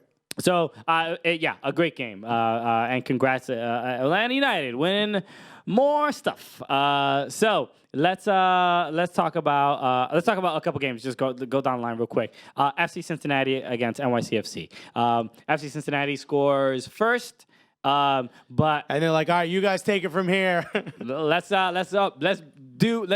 be all Cincinnati after in the second half. And couple issues. James Sands injured in this game. He had hurt his hand already. Couldn't brace himself, so now he injured his collarbone. Which is just unfortunate. Young kid, one of the kind of becoming one of the more reliable center back. Kind of snubbed in the U20 World Cup. Yeah, very much people so. Were he was definitely upset with that. He's a starting center back in an MLS team and does not get called in to the U20 World Cup, which is kind of insane. Makes zero sense. But it looks like he's going to be out. I believe Glenn Crooks reported he is going to be out, I think 6 to 8 weeks. So this is maybe be back for playoffs. Maybe. Who knows? But just unfortunate to see it. So, but the star of this game had to be probably Tati Castellanos and Heber also. 2 braces in a row. Yes. Tati Castellano. Yes, and then and Heber got a brace. Castellano? Castellano, yeah, that's what it's called. Who is it? There's somebody that calls him Castellanos on some broadcast. I don't know who, but it's like, man. You know what just enrages me? When people say empanada. Wow. Never heard that one. It happens really? all the time. Yeah, I can see that. I love empanadas. I'm like, okay, well, whose birthday is it? I don't know. What's inside of it? Imagine just like minced meat full. Yo, that'd be a dope piñata. That's a hell of a dope piñata. Why is Alexis lining up tortillas underneath the piñata? Oh, that would be Empanada. just like a soppy pinata. You know, remember the ones you pulled the string? It's just like cheese sticks you pull. I can't. The noise empanada. Yes, I'm allowing you to say it the American way. You don't even have to go like empanada. Nah, man. I think a Colombian comes out and slaps you if you say pinata. So the game, it was just like the second half sort of capitulation from Cincinnati. They home away. Just a very flawed team. They have the new coach, Ron Jans. Ron Jans. I saw him in the. Sounds like porn name, doesn't it? It is now. Ooh, Ron Jans. So I saw him at halftime talking, and just like clearly, sort of, the frustration with his team is just like not sort of trying hard enough, not communicating. The chemistry is not there. There's a lot of you see the bad body language from a lot of the FC Cincinnati players. A lot of like hands on the hips. Slapping their, bad body language, bad for sure. It's going to take a while to fix what's happened. So hopefully, but the fans are great. Yes, Ron Jans is here to fix it, baby. Yeah. Oh. He's going to deliver some pizza. So next up, you just got Jans. So the next game to talk about, Montreal against FC Dallas, insane. Game 3-3 draw. Montreal, they a team that needs points, and they dropping them at just absolutely inopportune times. But I think the kind of the big takeaway here was that the game tying goal from none other than Ryan Hollingshead top of his Wikipedia. Formerly on Cooligans podcast as a guest. That's right. I mean, it's his biggest credit. Yeah. So. By the way, somebody put like, "Can you have on one of our strikers?" on Twitter. Did you see this? I did see this. This was 1 a.m, and I responded. I thought he said stickers, and I was like, "Wait, what? I'm confused. You want some of our stickers? You want to give us your stickers?" And the person responded. I put this is from Cooligans, and he responded, "Read it again, Alexis." He knew it was me. Thank you. Thank you. This is a group effort to try to help him with his reading and writing skills. It was so goddamn funny when I read it, and I was like, "God damn it!" He said, "Read it again, Alexis." Because this is what I deal with. It legitimately made me laugh out loud. I'm trying to find the name of the person who did it. It was so goddamn funny. I just like, damn it, they got me. Because I thought first of all, it's very, very late. It was like 1 a.m. Cisco _TX. Would it matter what time of day it was? I don't think so. Shouts to you, Cisco.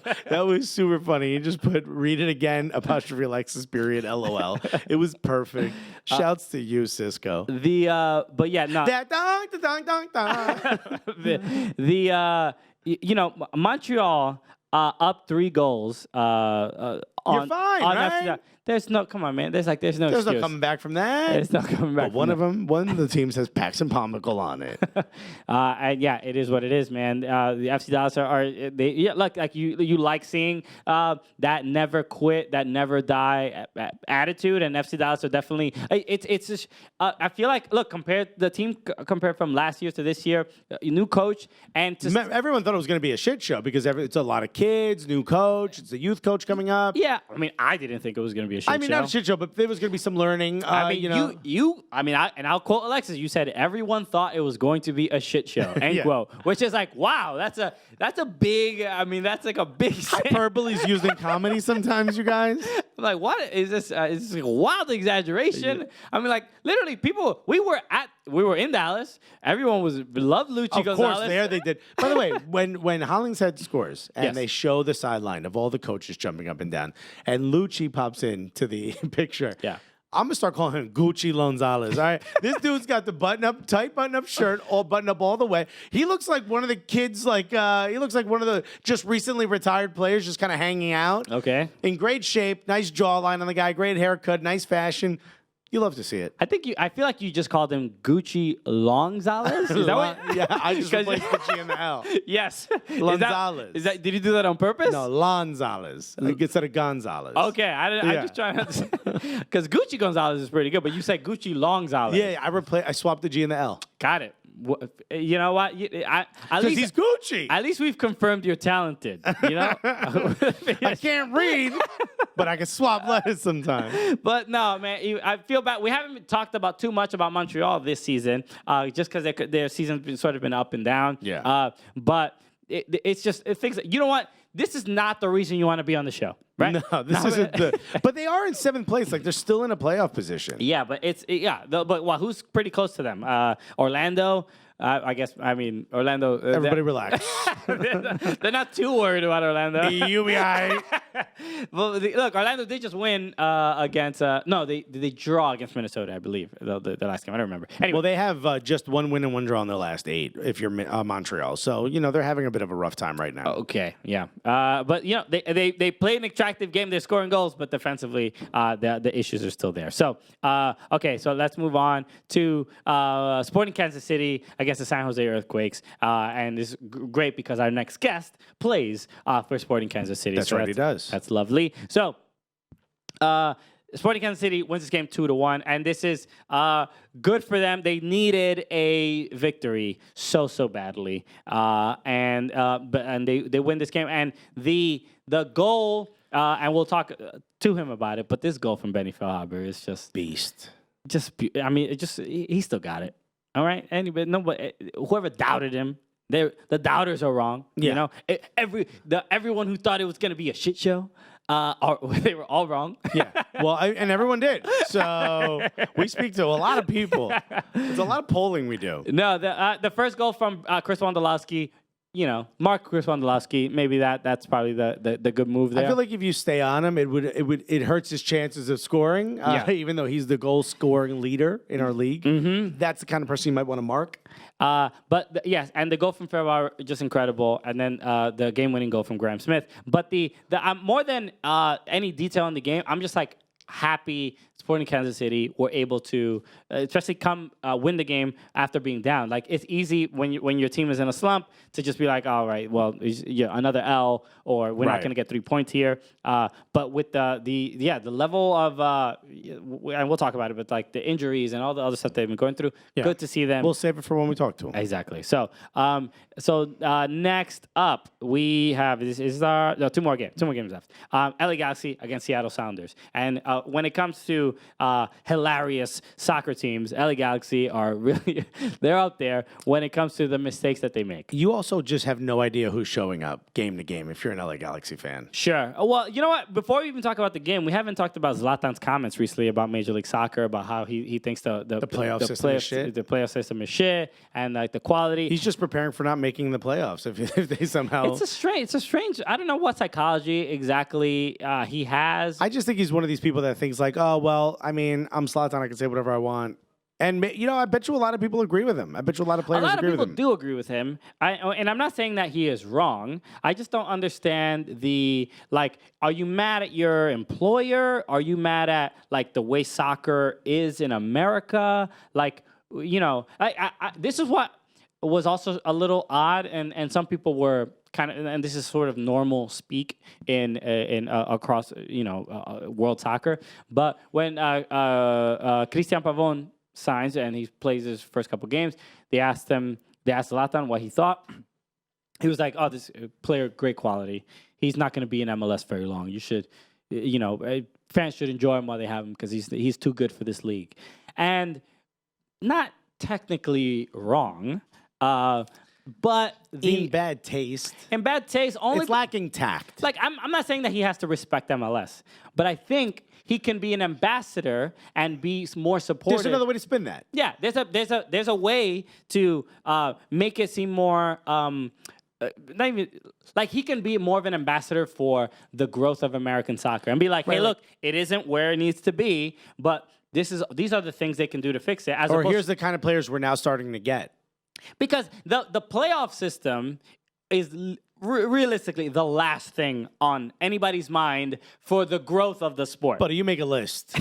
Playoff system, top of that list. It's not even call it shit all you like. Yeah. No, but if he did more things that were just positive to help the growth of the sport, like David Beckham. Yeah. Right? David Beckham really kind of I'm trying to put this the make the sport a little bit more popular in this country.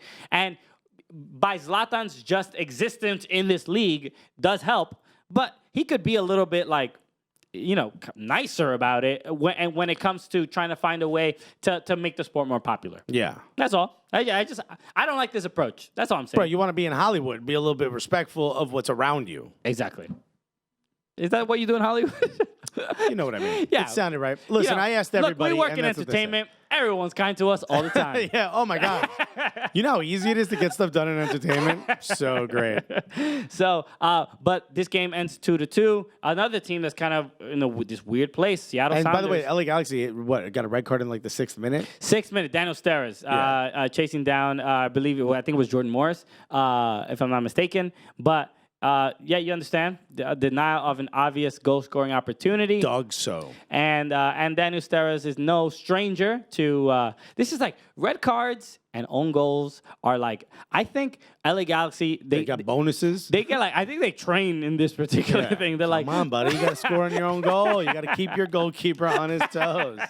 Bingham, he seems a little like not focused. All right, so, That's your job as a defender to get him back. no, but yes, the red card, unfortunate. You understand it, but it sucks that happened so early in the game. And your homie Robert Sabiga gave him that red card real You quick. saw him like he's shoving players off of him. Yeah, when it comes to confident referees, he is very much that. He's just like I think during the penalty call, he was like, stay away, Yep. stay away Don't from me, do it. don't do it.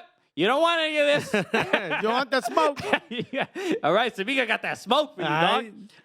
Take a puff of that Zabiga cigar. The other thing, he's also top of the list of referees that can't take a joke. and / hate Alexis Guerreros. So Get in line. the obviously LA Galaxy getting a lead in this game is incredible. Down a man, and LA Galaxy are lead the league for crosses because they know who they got there in the box. Right. And Zlatan, both goals were from crosses. Right. Right. The drawn penalty and the header, but the fact that LA Galaxy is leading in this game.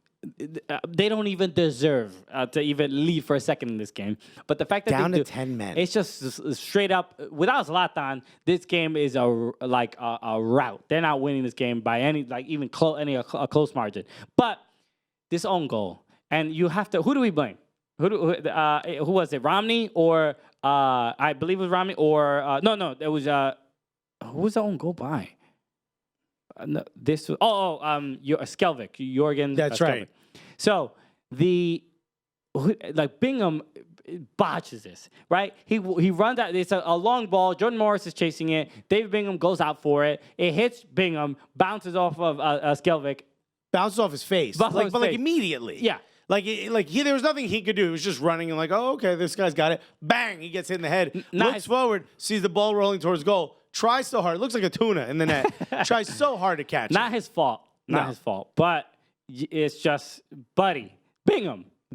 Buddy, what are you doing? What are you doing, man? I've never seen you go out for the ball. What? It looked like he was trying to grab the ball, then head the ball, and then I don't know what. He kind of looked like he fell off the side of a boat. Like his hand kind of flailed up. Yeah, because I assume he slipped or maybe didn't judge the trajectory of the ball. Yeah. But or maybe like the wind. You're a goalkeeper. Can we blame the wind? Nah, man. I understand other players whiffing on this stuff. But I think worse than that is the miss by Rui Diaz. Oh, sure. I mean, the miss by Zlatan too. Yeah, Early Zlatan on. had a when he went wide, completely open goal. But Yeah. If you're Rui Diaz, your job is to score. And same thing with Zlatan. And Nico Lodero does exactly what oh, that's right, I said it the right way. Nico Lodero gives it to you literally on a platter, no one in front of you. It takes in one extra step and a touch. He doesn't need to. And then he just bangs it off the keeper's chest. I mean, what are you doing? Look, misses are going to happen and things it's just we're honestly not used to, especially Zlatan missing that chance from Uriel Antuna, right? Bad. It's just a tap-in, bro. Yeah. And you don't. When Zlatan misses, that's when and I understand that he's great, but it's he talks so much trash that it's yo, bro, you're not perfect. You make mistakes often, and you're not necessarily known as the best teammate ever. So it's that's why like his whole approach towards like how like just trashing the league is like, I don't know, just seems a little bit unnecessary because It's completely unnecessary. yeah, and it's like it's not that, and it's not like he's saying the worst things in the world, but it's just he doesn't. I don't think I don't think it's beneficial to him and to the growth of the sport because I think a big player like that. Maybe take it upon yourself to be like, all right, let me be an leave, ambassador. Let me leave America a little bit like in a better place soccer wise than when I got here. Yeah, I think you're asking the wrong guy to do that. Please, Lata, please. Okay, 2 quick ones. RSL. You've said 2 quick ones for the last 2. Sorry, these were good games. RSL, LAFC. The LAFC wins this game 2-0 on the road. RSL, good team, especially at home. But LAFC, they went down a man, which you sort of you think, all right, they're gonna get got here. But so there was a call. Herrera, who ended up getting red carded later in the game. But there was so there was the handball that they thought that he was red carded and it didn't end up being a handball. Yeah.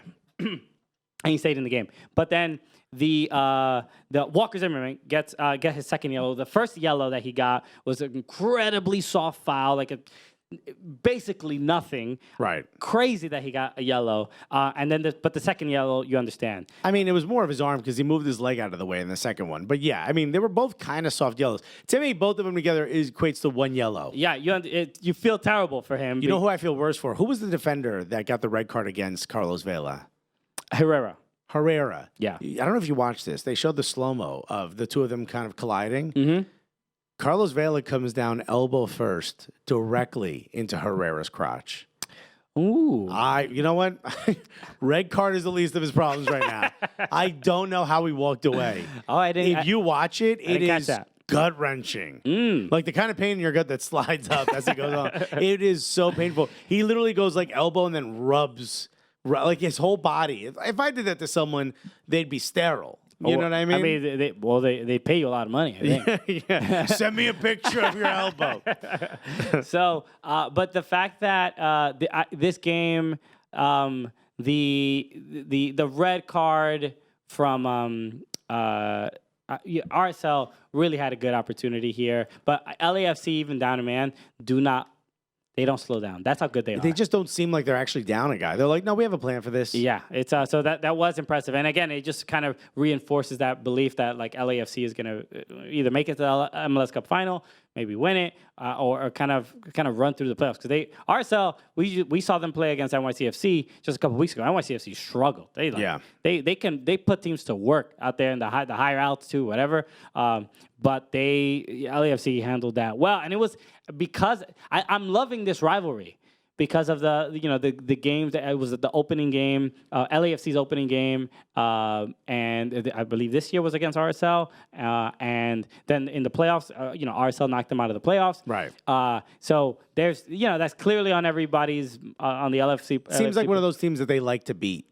Yeah, and they like slightly kind of don't like each other. Yeah, and it's nice. Kind of nice to see. I love that these new rivalries kind of like organically happen, especially when it comes to those playoff battles and those memories like double post between Portland and Sporting Kansas City. It's just like I say double post and everyone knows what I'm talking about. And those are legends that are created. Yeah, so it's great. And then last game, Atlanta United against Portland Timbers. This game, another incredible game. Atlanta United wins this game 2-0. And so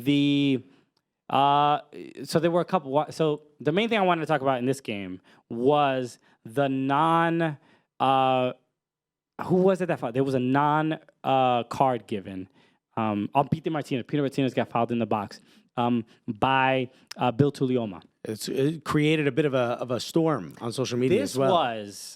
This happened, I forgot what minute. I believe it's in the first or second half. Somewhere early in the second half, I think. I don't remember. But this was a stone cold red card and penalty to me. I don't understand. I don't know how he didn't get a red card. I'm watching this game and I'm like, this is clearly a red. The VAR is going to get involved.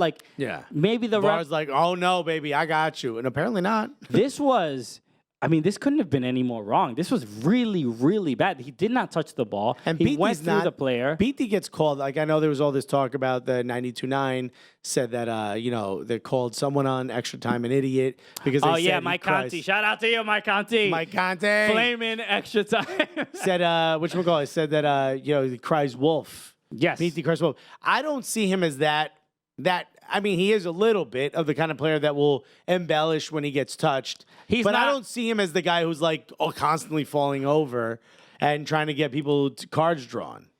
A little bit, but not that much. He's not like a huge like the shithousery that we're used to seeing from Argentinian players. Right. He's not that, but he's like no Tati Castellanos. That's exactly who I was gonna point. Castellanos or whatever. He is not Tati. Tati is. I mean, every second. He learned it. He was diving. I always say he came out diving out of the womb. Yeah. He rolled holding his knee out.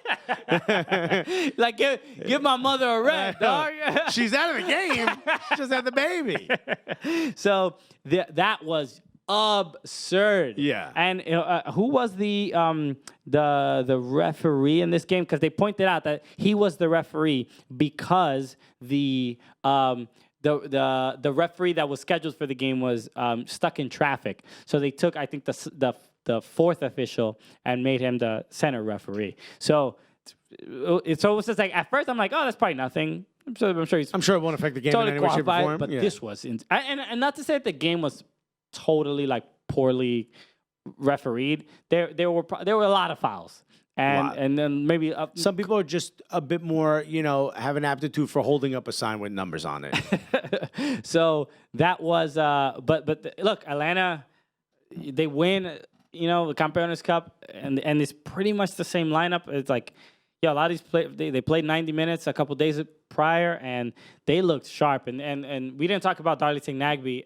in the Campeones Cup, but he was great. He was stellar. Yeah. And I like, you know, I love how quickly this stuff happens. It's like, you know, Nagbe kind of hasn't gotten, he's fell out of favor with Greg Berhalter. He hasn't really gotten that much love, and you know, he's been having a couple good games, and it is, you know, we remember him because he was involved in the U.S. not making the men's national team, not making the World Cup. But you also remember like that double tap-up goal he scored when he was at Timbers. You know, the kid's had some like those magical moments, but it seems like what his best talent is. But holding on to the ball if I in was midfield. putting a team together, like Darlington Nagbe is one of the first players I would sign. Would you send the PJ for him like Atlanta did? Well, look, not only he's not.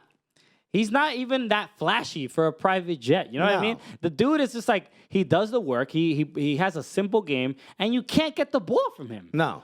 He just does not really make any mistakes like that. Also, shouts to Joseph Martinez for having an interview in English. That's right. Wow. Well done with Katie with him. He was just like straight up doing it. That was great. He was like everyone's uncle, you know, trying to talk to your white girlfriend. Yeah, okay. So I did go, you know, and the thing. It's great because we see it in the thing important. You know, and we want to win. I'll give credit to, you know, Latin soccer players compared to like Latin baseball players. Baseball players give the minimal effort when it comes to. They could give a shit about learning. They're like, I'm going to be here for 3 years. I go home with my money. Unless somebody shoot me in the back, and then I come back. Exactly. And that was the strangest, you know, Big Papi interview I've ever seen. So again, Atlanta seems to be on the tail now in first place in the Eastern Conference. Philly Union losing to Chicago Fire 2-0 when they were upper man for almost a whole half, so like more than a half. So unfortunate Philly Union. I think they have. Atlanta has a game in hand on Philly, and I think NYCFC has 2 games in hand. Yeah, NYCFC is at 24 games played. Philly Union's at 27. Okay, so yeah, Atlanta's at 26, so they even have a game in hand. Okay, so with the Eastern Conference is looking, it's the only one where things are really moving, right? Yeah. Because at least you know, LAFC got it. We also didn't talk about Minnesota United being in second place in the West. I mean, that is out of nowhere. Incredible. I thought I had this thing upside down. You know? I was like, nah, man, there's something wrong. Give Adrian Heath a new contract. He's earned it. All right, guys. So that is that for segment. Yes. Why don't we take a break and then we'll talk to Benny Feilhaber. Benny Feilhaber on the show. You'd love to see it. Absolutely. We'll be right back after this. Hey, everybody, thanks so much for listening to the podcast. We've just got a word from one of our sponsors, us. Us, the And you. Cooligans, you, Gully Squad. Shouts to all the newest members of Gully Squad. We're really building up these ranks. That's right. Thank you for the support. I know it's a big deal. Who wants to support a podcast? Ugh. I'd rather throw money at strippers. Yeah. Well, yeah, but still. That's not. Some people think that way. I Alexis. know. I don't. It's a real shame. When we will show you our feet. Okay, so why would you do That it? is a Gully Squad perk. Yeah, that's right. Next time somebody asks me for a picture of my feet, I'll be like, join Gully Squad. So, shouts to all the Gully Squad members. You guys are doing an absolutely amazing job. The group that may or may not exist. The Facebook group. That may or may not exist. It may or may not be one of the littiest groups ever. Exactly. That might be the place where people get the opportunity to ask us questions for like our listener question episodes. You're about to hear an interview where we got some questions from Gully Exactly. Squad. If you want to ask, some of the Gully Squad members are the ones who know what guest is going to be on. That's right. Beforehand, and they get the opportunity to ask the guests some questions. They have about as much power as Barra Bravas do in Latin America, where they influence what happens on our show. Okay. So basically, the Gully Squad members have been threatening us since day one. Yeah, they doxed us and they're sending packages to our place. But shouts to all the Gully Squad members. If you want to join Gully Squad, it tremendously. All of that money goes right back into the show. It's what helps us get to cities so we could do interviews, and it helps us get to events, and it helps us put on more stuff. It helps us get stuff edited for you guys, more content for you. All of this money goes right back into the show. All you have to do is go to soccercooligans.com/Gully Squad, or just go to soccercooligans.com, and right up at the top, you'll see Join Gully Squad. Put in whatever you can. It's absolute honor that you would even do this for us, and we absolutely love it, and we use it. This is what we use it for. Exactly. So we appreciate the support. Thank you to everyone who has already joined. We love you guys. So hop on. Get on board. Yeah. Get on the Gully Squad train. Get on this movement. Choo-choo. Come on, ride that train. And Gully. Yeah, baby, we're back. Yes, and it's always a pleasure to have any guests, and then but I feel like week after week, it's just like we're like sort of outdoing each other. We're leveling up. Exactly. This guest almost feels like we scored an amazing volley against Mexico. You know what I mean? That's right. Yeah. You know what? I'm gonna take credit for that goal. It's 100% out. You know? But ladies and gentlemen, unless you're driving, put your hands together for the one, the only, the star, if you will, of Sporting Kansas City. Put your hands together for Benny Feilhaber, everybody. Hey, Benny, how's it going, man? Thanks for having me on, guys. This is it's quite an experience being on your show. Thank you. That's an honor. Look, I don't even know if you knew who we were before right now, but if you did, that's very incredibly flattering. Let's just pretend he did. Oh, there goes the light. Let me turn the light back on. Immediately, as soon as he said you didn't know who we were, he's gone. I thought it was, I thought it was like technical difficulties on our side, but apparently, Benny Feilhaber has smoke bombs. something's up. I'm in our meeting room, and I guess it's sensory or something. So I'll stay close to the sensor here. All right, cool. That's hilarious. It's So we need to work on Swope Park Village. They need to fix a couple of the electrician. We'll talk to electricians. So, I mean, Benny, why don't to start? I mean, you've played for a couple different teams. You've been around this country a little bit. You've played for the national team. I guess just where the fans have definitely heard of you. They've chanted your name. Sometimes probably not in with a loving tone. So why don't you just kind of give the fans an idea of what the season has been like for you back Sporting Kansas City and how that feels? Well, the season's been tough. I mean, it started off in Colorado, and I went there as a free agent. A lot of changes in the offseason for Colorado, and I expected to have a pretty competitive team there. And so I decided to go there and kind of start something fresh. And it was very tough first 10 games. We didn't win any of the games. I think we drew 2 and lost 8. And it didn't look like it was going in the right direction. And me being kind of close to the end of my career, I wanted to try and find somewhere where I could play on a competitive team. And so Kansas City was interested with some of the injuries that they had, and they were able to, get a trade for me. And so I came back here, was excited, a lot of good memories here, a lot of good years here, and a lot of good friends that, we had been really successful with. And so came back here, and it's been tough here too. This year hasn't been easy. They were in Champions League before, a lot of injuries, a lot of tired bodies after an early start. And we've seen it happen before with with teams in the past. And so it's been a grind. We're still trying to fight it out and see if we can scrape some results to try and get in the playoffs. But obviously not going to be easy here with the last 8 games. When it comes to those moves, right? But that player movement, I heard you talking to Taylor Rockwell on Total Soccer Show, which was a great interview that you did, and you had mentioned basically the strain of moving your family and all these things and not knowing exactly where you were going to be. But moving from Colorado to Sporting Kansas City, how much was it sort of in your control? Because you had mentioned like the difficulty with player movement within MLS. Yeah, player movement in MLS is tough because most of the times the player has no say in where they're going, a lot of times. And so for me, it was a bit different. I had spoken to the GM in Colorado, and he understood my situation. And I explained to him how I, wanted to play for a competitive team. And unfortunately, Colorado wasn't that at the time. And he understood that. And he kind of helped me find a place where I would be happy. I didn't know that Kansas City was going to be a team that was interested, but thankfully they were. And, my family was here for 5 years. Both of our daughters were born here, and we know how awesome it is to grow a family here. And so it was not, any kind of hardship for my family. It was something that I was seeking, and we were very happy that it happened. So it was a very big positive for us this season. Also, let it be noted that if you trade Benny Feilhaber, you will get the plague. Right? You get some of that Brazilian curse. when I saw that tweet by Colorado Rapids that the plague was in Commerce City, I had to text some of my friends back in Colorado and asking what the hell is going on over there. Yeah.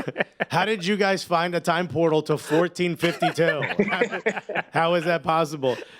Frogs jumping out of the sky and stuff. I don't know what's going on. I remember when I read that, I was like, which plague are they talking? The plague? Like bubonic? Like, what are we talking about here?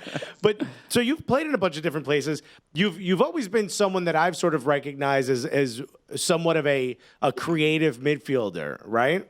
Yeah. What do you think is the one thing that one of your skill sets or something about you that has been overlooked by a lot of coaches? Overlooked? I don't know. His beauty. I mean, yeah, I think most people see that. Although with the years I'm accruing here, it's starting to fade a little bit. I need to become the silver fox, like with the George Clooney look. So sure. We'll see if that comes. But I would say I've always thought that I'm a very good one-on-one defender, and most people don't see that. And so maybe you guys will notice it now.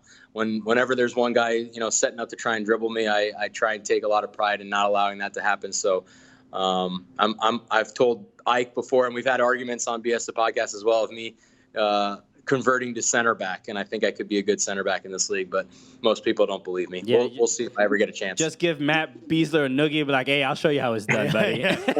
Yo, Bees, step aside, my guy. Go ahead. So I was gonna ask. So this is one of our questions from our Gully Squad members, right? One of our bigger fans. So Michael Samela, he's a Colorado Rapids fan, right? And he asked, what was it like playing for Anthony Hudson? And he asked, was he as bad as he seemed? And I really liked Anthony as a person. I thought he's a workaholic. He tries to do everything to fix the team, to fix us tactically. It just literally none of his ideas were clicking with our group. I don't know if it was the players that he had didn't really fit into the system that he was trying to implement, but it didn't work. And he tried to change things, and literally I bet this guy would not sleep at night. He would watch game tape over and over and over again. In preseason, I could hear he was the room above us, and I could hear him at nighttime listening to game tape. And so, as a coach for us, it didn't work. Obviously, the results show that, and it wasn't any better on the training field. It was difficult. It was hard. All the players were frustrated by it. I know that he was frustrated by it. But at the same time, I've seen him be successful in other places. Like in New Zealand, he was successful. And so it just didn't work out in Colorado. It wasn't something that was pretty in any way. I think he would agree with that as well. And, for that reason, I think that's why the team and he moved on. For those of us who've never played, and you've seen what we look like, so we never played. For those of us who never played, and for our fans who've never played professional soccer, how much of it is it sort of like this lightning in a bottle, where the type of inspirational, talks, the tactics, the training, the players being prepared for it, and all of those things sort of have to merge in order for you to be able to win a championship? Is that what it is, or is there something else that can sway it? Is it this thing where sort of it has to all fit in magically? First of all, I don't think it has. I think the talks, the motivational talks, are almost 0% in my opinion. But having said all that, what you asked, I think yes. I think to some degree it is in MLS, lightning in a bottle. If you go to some other leagues, there's a reason why Bayern Munich wins Bundesliga all the time, and why Man City or Liverpool are winning at this, in Premier League the last few years. They've got the best players. They probably have some of the top coaches in the world, and the talent speaks for itself. In MLS, it's different. There's a cap, so there's not one team that's going to spend hundreds of millions of dollars more than all the other teams, and so there is a sense of a little bit of lightning in a bottle, where even more so with the playoff system, that a team playing well at the time that has, like you said, the right tactical approach with the players that they have, certain players playing at their highest level at the time, the team playing with confidence. And so all those things, I think, make a big, big difference when it comes down to it in MLS. I'm curious. We had another question from, I believe, I think a Galaxy fan, if I'm not mistaken. But your time at LAFC was that first year. Obviously, it's an incredibly entertaining team. I know it didn't work out at the end of your tenure there, but I'm curious, your time at LAFC, how do you kind of look back on it? And Art Moreno asked, what was the feeling like being a part of that first at Trafico? I look at it very fondly. My first year, or my only year there, and the first year for the franchise, I thought we were a very good team with a lot of good players. You could see that the team was only going to improve under Bob, under the players that were there, and obviously we see the results of it this season. The fan base, I don't even know how that fan base got built so quickly, and there's so much, pride in the stands, and love for the team, for a team that has been around for a year and a half, and so it's pretty amazing. The whole, you can't say one bad thing about the entire organization. So it was awesome to be part of that. And I still watch a lot of their games because I know all the players, and it's an exciting brand of soccer to watch. And so everything there was awesome. In terms of the El Trafico, the first one was very painful. We started off the season really well with 2 wins on the road. We come to El Trafico and at StubHub, or whatever it's called now. It was StubHub back last year. Dignity Health Sports Park. Dignity Health, yeah, exactly. And so we have probably like 3,000 fans in the stands before the game starts, when we go out to look at the field an hour before the game, before warm-ups. And it was incredible. We could only hear our fans. And we go out there and we destroyed them the first half. We're up 2-0. We get a third goal in the beginning of the second half. I mean, it feels like we're cruising, right? Everything's going well for our team. About to have 9 points in the first 3 road games of the year.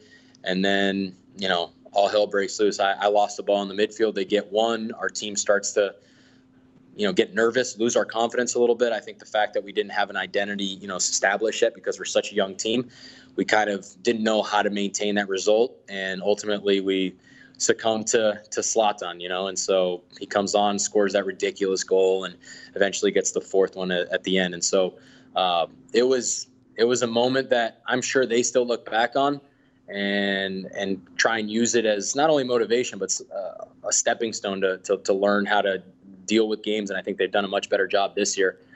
But it's one that I think for the benefit of the league and the rivalry, I think it was fantastic, but it hurts obviously being part of an LAFC member. Was it on your mind that Zlatan's about to get in this game, and this is going to be some sort of moment, or I'm gonna have to handle this giant? Or do you whisper to Zimmerman his knees are weak, dude? You know, but his knees aren't weak. his legs are tree trunks. So I don't even think he can do that. But yeah, I honestly remember us going up 3-0, and obviously we knew Zlatan was on the bench, and we're thinking at 3-0, this guy might not even come in, which is perfect. We don't even have to deal with him the first game, right? Let him settle into the league. We can kind of see what he does in other games. We don't have to be the first team, like the guinea pig, to have him, debut against us. And then when we gave up the first goal, I remember thinking, I was like, damn it, we gave up that. I lost the ball. We gave up that goal, and now it's almost guaranteed he's coming in this game, and we're gonna have to deal with whatever he brings on. And so, we brought it on ourselves. It was unfortunate, but yeah, it was a moment where we were hoping we didn't have to deal with him, and we had to in a big way. All right. Speaking of all the different places where you've played, let's talk a little bit about where you lived. You grew up in Rio de Janeiro, right? A few years. Yep. And then you moved to the greatest place on earth, New York, right? That's right. But I lived outside the city. But you were in Scarsdale. Yeah. For 8 years. Did you pick up any accent? 3 years. 3 years. Okay. Oh, okay. Somebody needs to update your Wikipedia, my guy. Oh, well, I don't touch Wikipedia, but I always notice this. There's some weird things in there. I know there's a thing that said that I was like part of some government in Denmark, like city council, something like that. That's hilarious. Was I? Yeah. Was I ever part of the city? It's on my business card now. I don't know what to tell you. You're speaking to Senator Feilhaber. Have some respect. Amazing. But yeah, I lived in Scarsdale for 3 years. It was from 6 till I was 9, so it was a good time. I loved it there. It was I played a lot of soccer. It was the first time I started playing soccer on a field pitch, because in Brazil I played futsal. And so, I loved it there. Made a lot of friends. Was the best player on my elementary school. It was a lot of fun. All right. I want to talk about your podcast, but before that, I want to talk a little bit about Sporting Kansas City. What's the sentiment like? How are things feeling? I know the beginning of the season felt incredible, right? Obviously, in Champions League, and then yes, you mentioned the injuries, and I feel like they kind of brought in Benny to like kind of right the ship, right? What is the feeling now? Because you have a game coming up against your buddy Ike Opara this week, and then you just had a great win over the weekend with an insane goal. What a great time to have Benny Feilhaber on this show, because this is what we do. When we message you to come on the show, you score golazos. So it gives you that confidence. But what's it? Yeah, go for it. I was just going to say, and we had Wando on right before we played him as well, and he scored. So just whoever comes on the show for us and for you guys is going to score goals. So reach out to either one of us if you want to come on the show. You just got to be careful, because if you get them on your show and then they score against you, that's not Vermees is not going to be happy about that. No, we got to stop asking guys that we're playing against. Yeah, Vermees is going to start to produce your podcast just to make sure. But what's been the feeling like for Sporting Kansas City and trying to get into the playoffs and trying to kind of fix what's been going on? Yeah, it's been tough, man. I mean, it's like we said, just with the best teams in the league, it's sometimes a little bit of lightning in a bottle where you can find that good balance of everything, and we're trying to find that. And right now, it's the opposite. We get a good result, then we get a bad result. We fight through something, win on the road, then we come home and we lose a big game at home. So we haven't been able to overcome some of the problems that we faced in the beginning of the year with injuries and fatigue. And now we're just trying to, get back to the kind of team that we know we can be and get that confidence back. I think that's the biggest thing. Knowing, when you have that confidence, you just know you're going into a game, and regardless if you make a mistake, you're going to win the game. You're going to come back and you're going to make something happen. You're going to score a goal. If somebody makes a mistake, somebody's going to, Tim is going to save us in the back, or Beasler or whatever. And so right now it just feels like every mistake we make leads to a goal, and all the chances that we create somehow don't go in. And then when something goes well, like San Jose, we fight through the second half. We come back and win 2-1.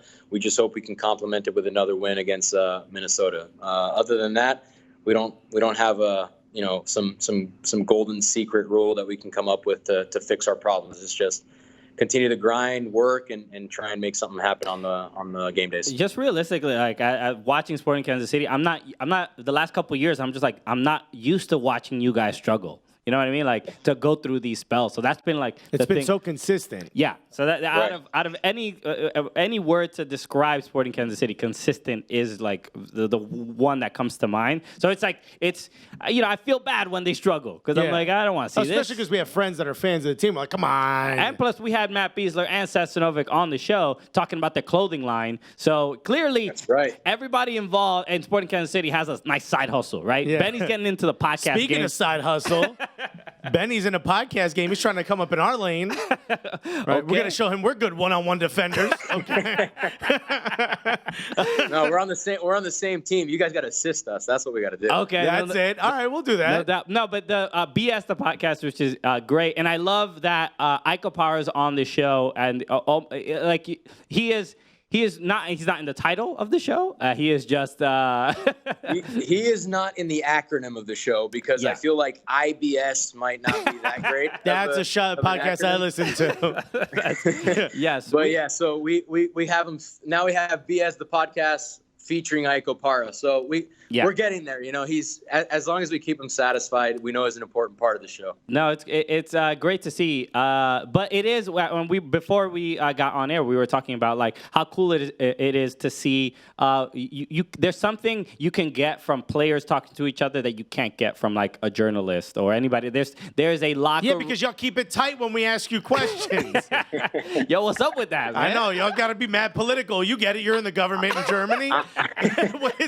I'm not political, dude. I'll give you most of the answers. If I can't answer it, I'll tell you otherwise. But I'm not one of those political types. Yeah, you're a little different, but it is fun to see you and other players interact because you guys, it's almost like when comedians talk to each other. It's different than when anybody talks to a comedian because we kind of all get it. We've been through the grind. We understand what we're going through. You guys do the same thing. So give the fans just a little bit of an idea of what kind of conversations you'd like to have on your show. Yeah, our conversations are wide open. If you've ever seen The Shop with, LeBron James produced show where people are just sitting around, we're talking, we're having a good time, we're asking questions about our guest's career or their season, and it's very open and very not formal. And the production value is not the greatest, but I think that goes hand in hand with what we're trying to do. So we just have a lot of fun, and it's been really cool seeing the kind of feedback that we've gotten and also the kind of conversations that we've had with guys that we like around the league. Is there any particular episode or story that stands out that you want people to listen to? Because I know when I heard the Patrick Vieira story from Sean Johnson, that was hilarious. I just love the absolute pettiness of because especially coaches have to like be like, oh, we're this. When I think of Peter Vermees, I think of Stoic, army general. Right, right. So I'm sure there's other moments that where people show a lot more vulnerability. But is there any episode in particular of maybe a story that you heard from somebody that you were like, oh, I'm glad I'm doing this podcast? Yeah, there's been a few of those. I think the Wando episode was awesome. He actually told probably 2 or 3 stories that I had never heard before that were fantastic. One about him kicking balls at the Raider game, and he might have been a little bit tipsy after I don't know how many beers in the stands. Oh, sure. And he was knocking these footballs through from 50 yards, but I guess once they gave him a soccer ball to boot in the stands, he almost hit a sideline reporter. So hilarious. That was pretty amazing. And then we just had our. Did you say Kaku did that or? Yeah, Kaku actually did do that. So I think I don't know if we could talk about that because I'm pretty sure there's some lawsuit, yeah, litigation pending. But we actually just interviewed Carlos Vela last night, and that's going to drop tomorrow morning. And I think some of the fans will really be interested to see the stories that he talks about with the national team, with LAFC, with some of his previous clubs, Arsenal, and so it was really fun talking to him. He's just talking about how much he hates soccer and loves basketball. Yeah. What a strange man. He 20 minutes of hair product. He doesn't hate soccer, but he does love basketball. That's for sure. It's such a strange thing, but it's great to see, man. The podcast is very fun, so people should listen to it. What is you say you're done with your career? What is is this the game you want to get into? This media sort of style, this like kind of loose, like in-depth player MLS kind of access? I'm not sure yet. Honestly, I'm not sure. I think for sure I'm staying within the game. I love, soccer ever since I was a little kid. I've loved playing it. I've loved being around it. So when I'm done, I think I'll try and test the waters a little bit, whether whether it be trying to be a coach or GM in the league. I think for the most part, I'd like to be closer to the game because I'm so competitive. But I do think that the media aspect of it, whether I'm doing podcasts or being a commentator on TV, is something that I could see myself getting into as well. Well, I'll give you a bit of I guess like a positive. We speak to a lot of players. Not many of them have the personality you have. So if you want to get in media, not that we're gatekeepers in any way, shape, or form, but I think if anyone, you should have a microphone. And please don't get into comedy. I know you have to run. I want one last question. This is from Nick Lageman, who's one of our Gully Squad members. He wants me to ask you if you're okay with barbecue on pizza, and I want you to recall the time in which you lived in the New York vicinity. Okay. And know that you have a lot riding on this, including any future German political career. Barbecue on pizza, is that okay? Barbecue on pizza? I don't even know what that means. Thank you. That's a good answer. Okay, we'll take it. I don't know if they mean barbecue sauce or barbecue. I love chicken barbecue pizza. I don't know if that answers your question. Well, that actually just offended me. All right, so. Well, Nick, you got the answer. I'm crying. I'm glad. Where can people follow you, and where can people find the podcast? The podcast is on Apple Podcasts. BS the Podcast is the name of it. You can find it on YouTube as well. We'll put the videos up, and then follow us on Twitter, on Instagram. We'll always put little video clips up as well. And Spotify, all the platforms you can pretty much find our podcast on. All right, Benny. Yeah, well, best of luck at the game on Thursday. Is it home or away? It's at home, so Ike's coming to town. Okay, so hopefully he gets a nice little applause during introductions, but then he is viciously booed for the rest of the game. I'm hoping he doesn't even play because they got an Open Cup game coming up. It'd be nice if he just sat on the bench. Okay, yeah, take it easy. Exactly. Aye. Work on bits for the podcast. Right. Well, Benny, best of luck in the game and best of luck for the rest of the season. We hope Sporting Kansas City rights the ship and makes it to the playoffs. It'll be a shame to not have Sporting Kansas City in the playoffs. So I wish you guys the best. Thank you very much. We appreciate it, guys. What a great interview. Benny Feilhaber. Fenny Wap. Maybe he knows Gucci Gonzalez. All right, good. Alexis, you see, if you're a new listener, not good with words. It's not a strong point of mine. Word, letters, reading it, writing it, numbers, speaking. So that's what I'm here. Okay. So Benny Feilhaber, thank you so much for joining us on the show. Great dude, super fun. I like, especially we always say this, like the MLS players that have been around the league a little bit, been around the block. Yeah. They're just like down to earth, cool, fun, have stories. They get it. They get it. So I'm glad we could get him on the show and listen to his podcast. Yeah, listen to BS. The podcast is great. And we've been saying his podcast is BS. Remember that we were saying that privately. Day one. So it's just a name. As soon as they created a Twitter account, we're like, "This is BS. This is garbage." No, it's great. It's an absolute great listen. And we have spoken to his co-hosts, Ike Opara and Sal Ziza, who have expressed interest in doing the show. Oh, well, come on. So we might have the whole BS crew out here. All right. Our show's got nothing but BS on it. That's right. Top to bottom, BS. Well, what's that smell? Yeah, that's BS. Good question. Fenny Feilhaber was just here.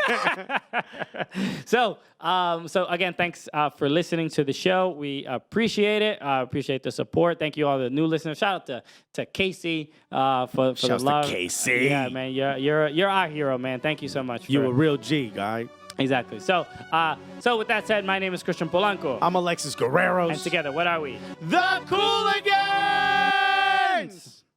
What's up? It's the world champion, Judah Friedlander, and you're watching the Cooligans. Why? Because you're cool. This is what winners look like right here, man. I mean, you're looking at us. Right now with my legs, I just juggled the ball 80,000 times. You missed it. Yeah. He's been playing keepy uppy since I met him. Yep, look faster, guys. Go Team USA.